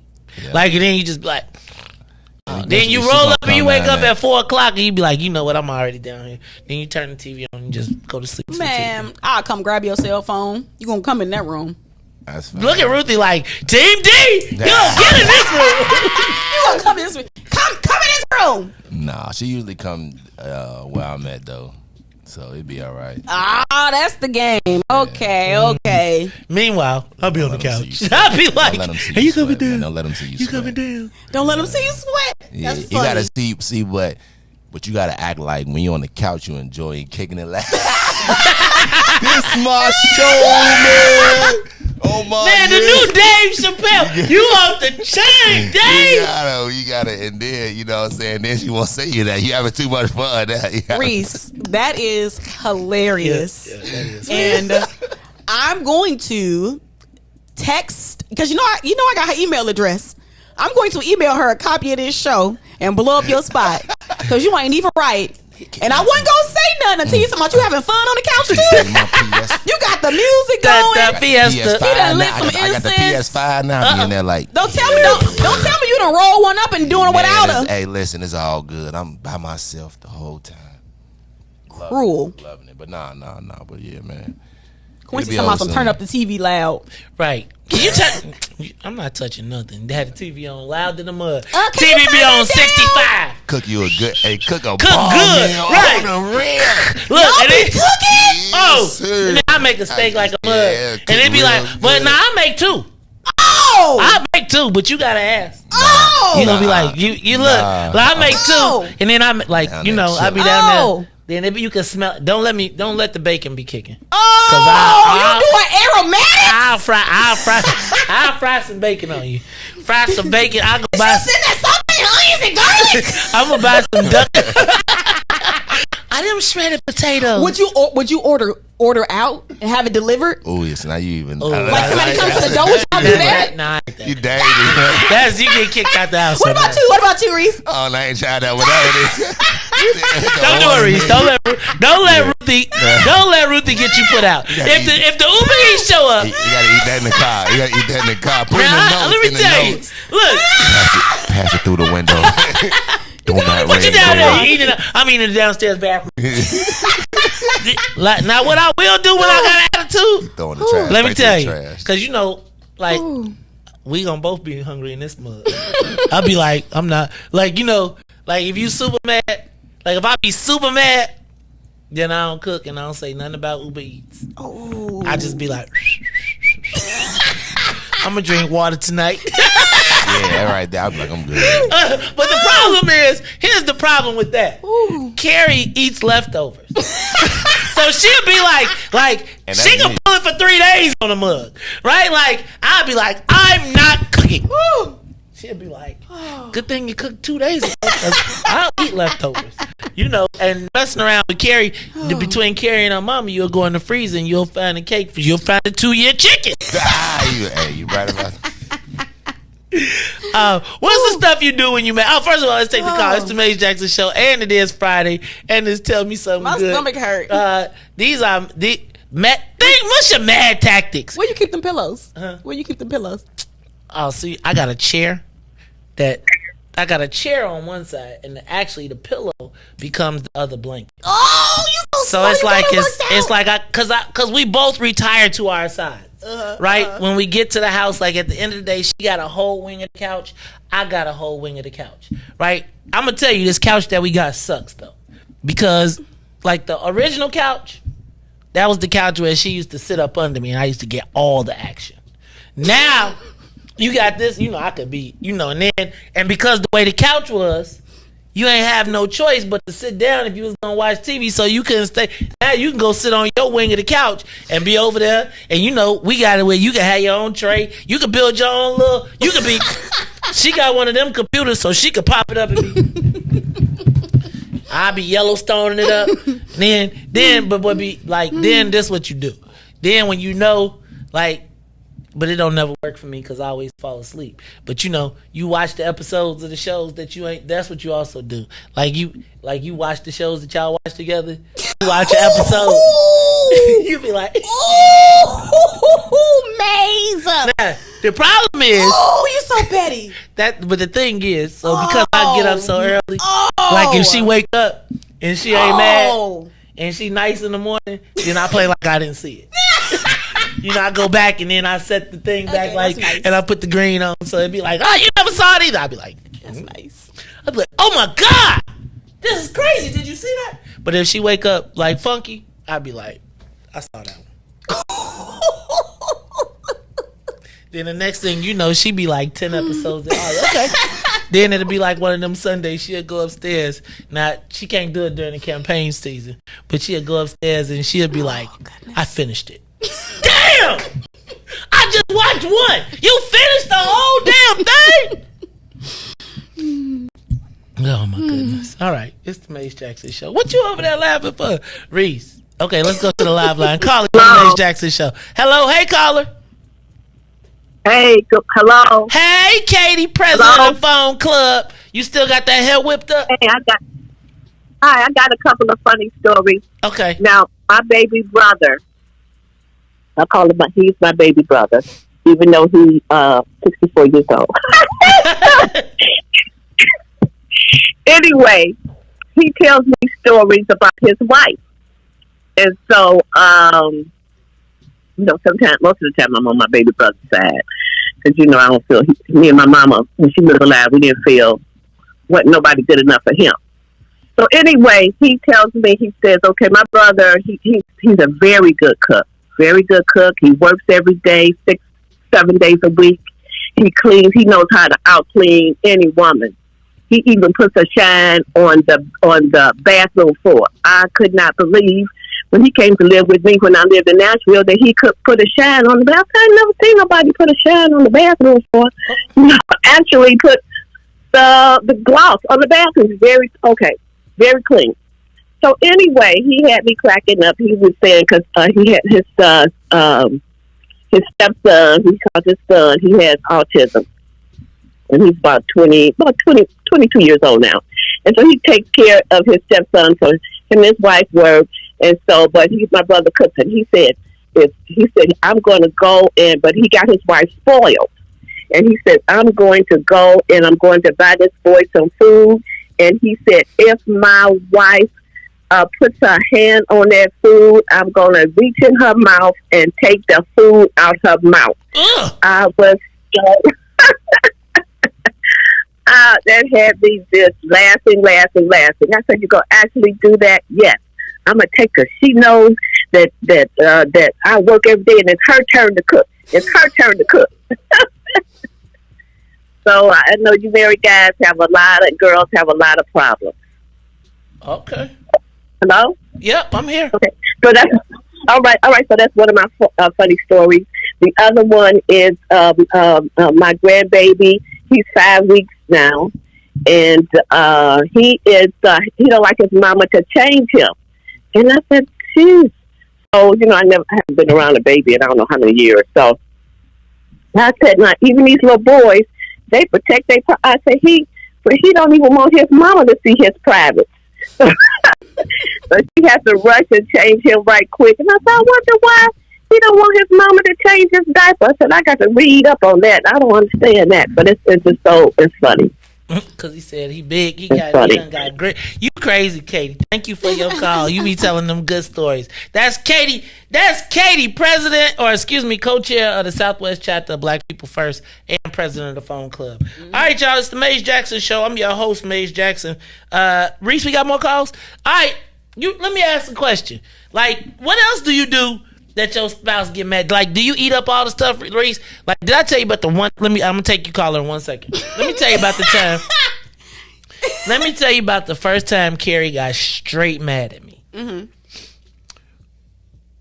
It was the first time we went to Houston, and like, her mama and all their friends was like all excited to meet me, and so. But Carrie is like they little star, so they made a cake, and they was like, we gonna make this cake, and half of it is for you and half of it is for Carrie. So we ate half of it, and then we wrapped the other half up and flew it back to Chicago, right? So we get in, we in the place. And you ever had a piece of cake that's really good, so you cut a slice of it, and like you might start with a regular slice, and y'all basically gonna split it. Then I start cutting smaller slices until like this half a cake was like this, like literally and I didn't realize it. Mm-hmm. I just kept cutting little bitty slices off of them, and because they was paper thin, they was so good. And I looked up, and I have never seen, she might have been mad at me for 3 days. You ever had something that is in the cart like that you've been waiting to eat, Riis, and she eat it? Yeah, but I used to do tactics until she caught on to one. So I used to put, because she used to hate when I used to put barbecue sauce on my macaroni and cheese. Like, it ain't never touched yet. So I used to put barbecue sauce on everything. Then she tasted one day, and so yeah, I be trying to do little stuff, but I'm a picky eater. So she probably she eats everything almost with cheese or something hot, and I'm the total opposite. So. But it probably would be some liquor ribs that I make. So that's probably the only thing she is still of mine. Liquor ribs? Yeah. It's soaked in some liquor Remy for the whole night and then cooked. That don't sound good. It's delicious. What kind of seasonings? What you mean seasonings? Like you put seasoning on it after you do it? Yeah, like you do it like a regular seasoning. Yeah. That I'm sure that you don't season barbecue with Lowry's. What? Oh jeez. You talking about the meat? You talking about the meat? Yeah. You make a rub, Ruthie. Yeah, but you put a little Lowry's on it. What you talking about? Ruthie, you tripping. You tripping. All right. It's the caller. You look at me crazy again if you want to. It's the Maze Jackson Show. Let's go to the caller. Caller, you on the Maze Jackson Show. I don't know what the hell we talking about, but talk to me. Hey, what's going on, man? What up? Who there? This Rack. This who? This Rack. What's up, Rack? I'm on double nickel, man. Oh, you on 55th? What you doing on 55th? Hey, I was coming to check out Dragon Accent, but it's gone. Oh yeah, the Dragon gone, dog. The Dragon gone. Oh, this state rep some real Nichols. What's up, Representative Nichols? How you doing? And turn that noise down. Turn the TV down in the background and get on them phones and turn them bad boys up. What's up, man? I've been trying to catch you. I'm out here doing this work. I got this big event going on, the Access Tennis on the 18th from 6 in the afternoon to 2 in the morning. And I can't even get my own. I thought I was a dean. That's what we doing now? Now. Don't start that right now. But I tell you what, this is the state representative of the 32nd District. State Representative Cyril Nichols. He is my pledge father and dean. Got a big event at XS Tennis on State Street, ain't it? Ain't it on State Street? Look, so I'm telling you, everybody, all the black people first, y'all are invited as his guests. So he letting y'all all in free. straight up. Everybody who is coming to the party, y'all get to excess tennis, and y'all tell them, Surreal, you say rap said.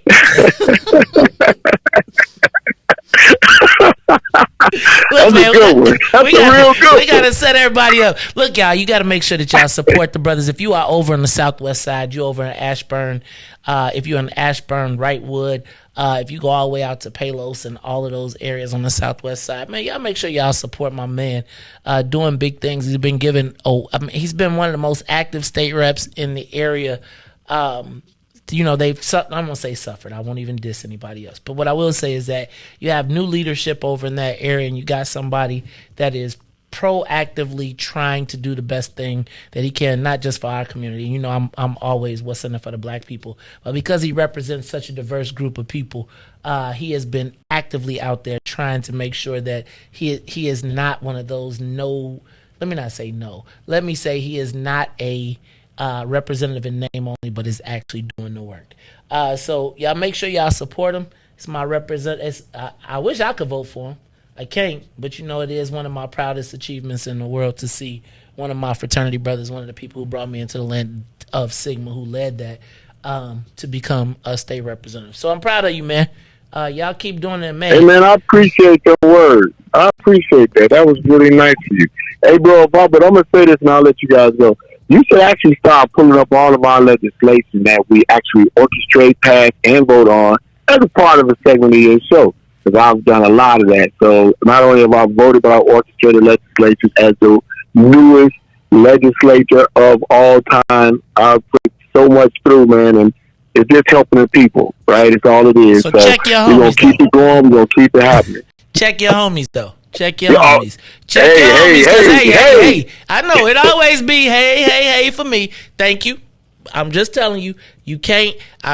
We fight for black folks. We came down to Springfield to make sure that black folks was represented positively. That's right. Always try to do that. That's right. But I just want to make sure that y'all know, man, it's like I'm under assault, under attack. And it's kind of crazy, and I do think it's outlandish that a big tent party is now the black man is the oppressor for standing up and learning how to count and read. But I'm going to tell you what, we're going to support you no matter what. That is my man, Surreal Nichols, my dean. He is the state representative in the 32nd district. Y'all, everybody on the 18th, we crashing the party. And we wearing what? We black people first in that building. All right, y'all, who else we got on that line? It's the Maze Jackson Show. Caller, you there? Yo, what's going on, bro? What's happening, man? What's up? What up, Devo? Hey, man, how my celebrity? Hey, you tell DJ, man, just because he rocking with Oprah Winfrey now, we ain't honoring that. Don't be acting funny, DJ. DJ, we come down tomorrow, and I'm telling you, dog, we gonna act up. When your graduation day, they gonna put me out, because I'm gonna be like, DJ! We coming down there with doing our thing. Hey, man, you know it's a team effort. I just want to give a shout-out to everybody that's been volunteering, making these phone lines pop, man. You know, if you got a minute, an hour, 2 hours, 4 hours, man, y'all come through to the spot and y'all volunteer and support the people, you know what I'm saying, because we gonna do this. And I just want to give a shout-out to the people that came up and supported yesterday, killed it, smoked it. We ain't with the fuzzy math. Tell the fuzzy mask, glizzy eating dude, we not rocking with that. So we know who we supporting, and we supporting y'all because we family, and that's how we get down, man. So, hey, bro, I need you to do me a favor, dog. I need you to tell the people the chicken story, bro. Which chicken story? Your chicken story, man. About the chicken in the bag. My old man? The chicken in the bag story, dog. Yeah. I had to go outside and pick the bag because my old man. That's not funny, man. So here's the story. This is a traumatic story. And I'm going to let you. I'm out, man. Hey, y'all have a good weekend, bro. All right. Devin want to tell my traumatic story. Ruthie, did I ever tell you the story about, my dad, he used to fix typewriters for IBM, but on the side, he would go and he would do barter and trade with people, right? So, if you had a typewriter, do you know what a typewriter is? Mm-hmm. Okay. So if you had a typewriter, you could call my old man, and he would, off his time, he would, fix your typewriter, and sometimes it would be for cash, and sometimes it would be for trade. So every day when he came home, my job was to go to the car and get his bag out because he had a tool bag. And then whatever he brought home that day, I had to bring it in the house too. So Ruthie, he said, go get my bag and then get that bag out the trunk. So Ruthie, it's a burlap sack. I don't know nothing about a burlap sack, but I'm about maybe 12. And it's heavy. So I grab the bag to pull it out, and the bag squawks. Now, if you can imagine a bag squawking, I drop the bag, and out pops a rooster. Oh. There's other chickens and ducks in the bag, but the rooster gets out and is running around. In the middle of a white neighborhood, we got everybody, the black people got chickens, and everybody running around chasing the chicken. Oh, the people came outside? Hell yeah, because nobody ever saw a damn rooster in the courtyard. So we all run around, chase the rooster. We catch the rooster. We check it. Then my old man decides that we're going to actually butcher the chickens. First of all, I didn't even know you could eat a rooster, but he was cooking everything. Ruthie, so he takes the rooster and they tell you could whip his head around and it's supposed to, well, it didn't work. So he said, cut it. So now I got the chicken's head twisted around like this, and it's It was. And he's like, cut it. Wait, like, cut it? I cut it, Ruthie. It was one of the most nasty feelings ever. Because the bird is still squawking and I'm sawing. The knife went sharp? No, it was like a serrated knife. Oh my gosh. So it was like saw. No, and it's the chicken is that is very cruel. And then Ruthie just ran around. Did it taste good? No, it was a rooster. It was tough to the mug. And your mom man be like, you can make chicken and dumplings with that. Ruthie, he fried it. And then I was like, this is the toughest chicken I ever had in my entire life. Then they killed the chicken and a bunch of eggs came out. And I was like, don't nobody want to eat no dead chicken eggs.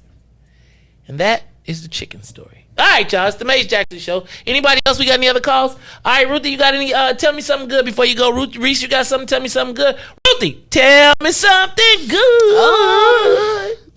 It's nice weather. It seems like it's hey, y'all, summer is here to stay, so I'm ready. Y'all, let's bounce out to y'all want to go out to Naperville? You don't want to do nothing. You tripping? Outside? Naperville, yeah. We be all high VIP too. We could be backstage. Sound like where I want to go. Man, I might think, man, Riis. Put me on the list. I'm there. Man, I'm saying you on the list. I'm on the list where? At the Naperville Soulfest. For real? Uh-oh. Yeah, you should be. To be my summer. Yeah. And if not, the moment you get there and you get to the thing, you better just be like, I'm DJ Riis, the ruler from, and I'm with the show. I'm gonna have to go there. Riis, you tripping? You think let Pookie play you? Uh-oh. Let Pookie play you. Because ain't Pookie supposed to be hooking me up with my boy, right? Man, Pookie he had to get this off first. Yeah, I bet you got his boy coming out there. See, I'm going to go see my boy. I'm going to go get me a shirt made so when he see me, It's tonight and tomorrow. Yeah. Y'all probably going to be out there dancing like this. Yeah. No, that's not how we, no. Yeah, man. Summer Rain. Yeah, you got to put your little hips I only know one. one Carl Thomas song. You don't know Summer Rain? That's it, just that one. You do know another one. And Emotional. I was about to say, no, and you know another one. What is it? Oh, hold on. I think that is Emotional. Right? I'm emotional, his first single and I can't let go. What was his first single one? The one with "And I wish you no." And I wish I never met her. Yeah, and I wish I singing never off key at all. Okay, that's even three. though, That's Carl Thomas and the remix. Yeah, I was like, you know, a couple of them. Okay, yeah, Ruthie, you tripping? Carl Thomas, Carl Thomas, man. He a bad man. We talking about Carl Thomas, a bad man. I used to listen to him and Dave Hollister as a kid. I used to love some Dave Hollister too. I like Dave Hollister. Dave Hollister was a bad man. He did gospel now. Man, Dave Hollister from the Shot too. For sure, yeah. I don't even know that one song. It's funny. What that? Yeah. I know you're talking about. He was singing under the water. I thought because he got into like that car crash.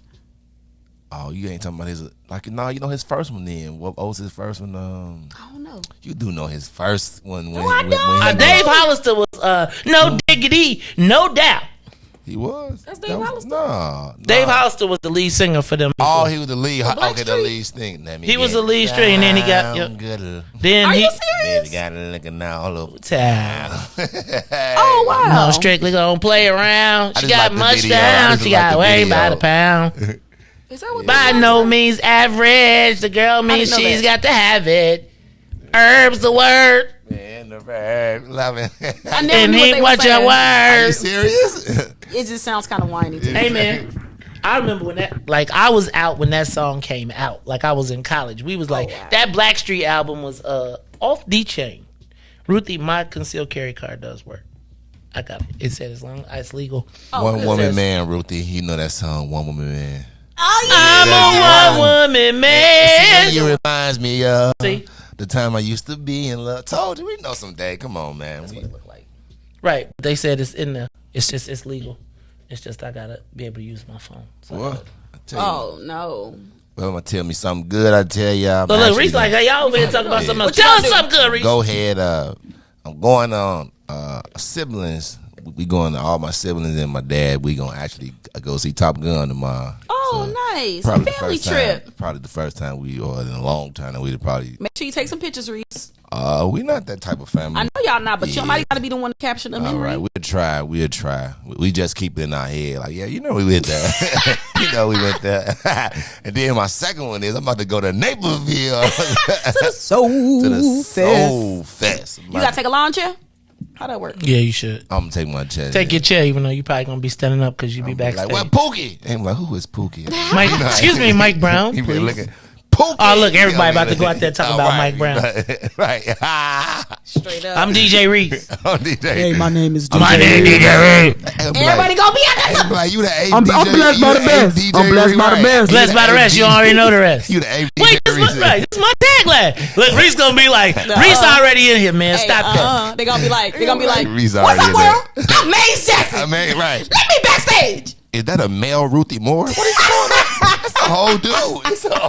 You ain't noticed Ruthie Moore. Hey, we should go. Like, we could go tomorrow. You going tomorrow? We could at least go tomorrow. Riis down. going tonight. I'm down. So let's do this. I would say this. I think, and I don't know what my schedule looks like tomorrow, but I do think we should go as the morning show. Or as, well, we will be back on the morning, so people will be like, show enough. They'll be like, Right? That's why I gotta go to sleep. Already, huh? You thinking about Monday? Ruthie on her way out there. Thinking about Monday already. Oh, So right. be here on Monday. All right, man. I got to. But we'll be here. Monday morning. What time? The show starts at 6. Ruthie, you're gonna be at like 5. Be 5:50. You know, I'm gonna be here at 5:35. 5:35. Okay, 5:40. That's so. You gonna beat Riis here? So now, Yeah, I think I can. Don't come too early, okay? Oh, I Yeah, know you to gotta throw off his feng shui. Yeah, you gotta let him do his feng shui in a little bit. All right, you gotta about 40 is cool I because just then get low. he like at the end of the notes type stuff. But yeah, like 5. Nah, just sit in your car a little bit and then. I feel like they gave me. I might have. Did they send me 2 cards? Yeah. Can you edit the other one? Look at that. Can you? I feel like because something ain't right. I had a card that said all that. Mm-hmm. So I don't know. But anyway, that mean I could be a backup off me. Yeah. Uh-oh. My phone ain't gonna work. Ooh. Look, y'all. It's the Maze Jackson Show. I was gonna read the letter, but I guess we made it past. You should maybe post it somewhere. It is posted. What letter was it? This is the Another letter? Yes. Maze got pen pals. Dang. I just think it's. What you just said now. I got one more. There's one more coming. Oh, another what you just said now. Yeah, I know. What you just, No, bro. It's what you just said now. Riis. I might be 2 because they might give me for the Ukrainians. What you say about the Ukrainians? That black people need reparations before we start sending money somewhere else.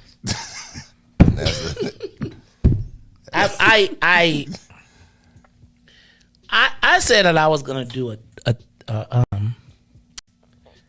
immediately following the election, I'm going to do an apology tour.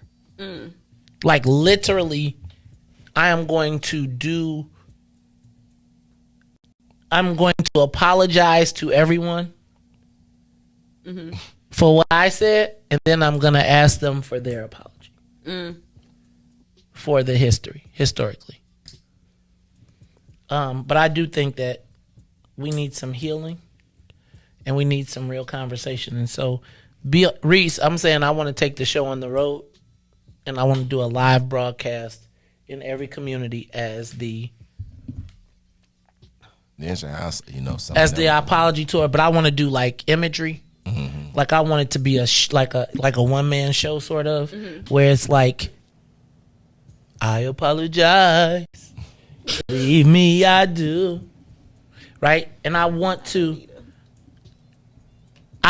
apologize to America for offending it. And I want to go on a tour in communities, and I want to see who accepts our apology. But I think I'm gonna be like the Kendrick Lamar of listen to me. I'm gonna be the Jay-Z of. No, you gotta evolve into Kendrick. Evolve into Kendrick. That's devolve. First of all, and then did y'all see Put your little sorry on it. And back there, the Ruben Stutter. No, I think the Black Apology Tour. I'm gonna trademark that if somebody don't beat me to it. But the Black Apology Tour, I think I'm going to launch it. I'm gonna invite black people from all over to come to them, and I want us to, as a group, discuss what we should apologize to America for. And I want to invite our brothers and sisters of all people of color and marginalized groups. And I want to do the Black Apology Tour. It is the Maze Jackson Show. Ruthie, you ain't tell me nothing good. Yes, I did. What? That is the summertime. That ain't something good. I appreciate that. Finally it is. Like, hopefully it'll stay. I got a lot of good things. Let me think of something. Ooh. You got that sweat on. Don't forget y'all got a meeting. Y'all got a meeting tomorrow too. Yeah, that's the good right there. What? You got a sweat on? That ain't the good. That's mine. You know, it's almost the your daddy cookie. Oh, always. But it's almost the summertime. Riis, so have you had one of those cookies? I really enjoy summertime shy, and it is upon us. And so hopefully as black people we can, celebrate safely, but also like not lose so summertime shy. Here's like a thing, So here's what I think. And I know y'all gonna be mad at me for this. Uh-oh. I just think we gotta be vigilant. Oh yeah, 100%. I think we say it, but I think we have to be vigilant. I think there are going to be people, places, and things we are going to. We saw grocery stores, soft targets, with the intent. So when you gather at Chosen Few, are we on point? That's what I just want to know. All right, Ruthie. I was trying to tell y'all something good. I'm gonna tell y'all that I am grateful for where my phone at? Cause I could show you something good if my Instagram stories ain't gone.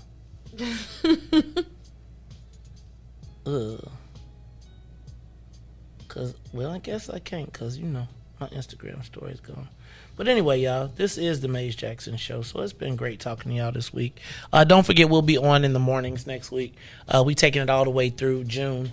All the way through June, where we will be on the mornings from 6 to 9. Riis, you back? Yeah, I'm just, you know what, I don't mind it. I'm just glad it ain't cold. You know, them cold, getting out your warm bed jumping, but I don't mind at all. That way I get the day all to myself. Yeah. Like, yeah, so, you know, either one of them work to me. But this one actually I be out, and by the time I get home it's like, let me start wrapping my day up. You know what I'm saying? Like, you know, let me sit down, it's time for like dinner time type stuff, you know, the end of my day. See, like the other one is like I don't even wake up until I get home. I'm like, did I go to work today? Because it's always, you know, it's already over. It's like 11 o'clock. I'm already home. Like, so like that's crazy. But either one of them work for me.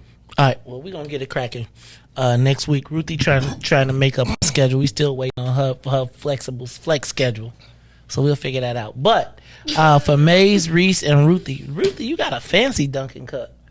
Y'all see, she be talking smack about me, and she done went and bought the exclusive version. I probably did not. And according to Stone, he said, "And you got the cup." He called her Juicy Ruthie. Is it a point system for He Dunkin'? did. No, I wouldn't. Like, I'm not even trying to advertise. No, this. I'm just saying, like, if it's a point system for like Dunkin', like May shit, he should have all the souvenirs. No, like low key, depending on which Dunkin' you go into, and you picking up an order for Maze, they gonna be looking for Maze.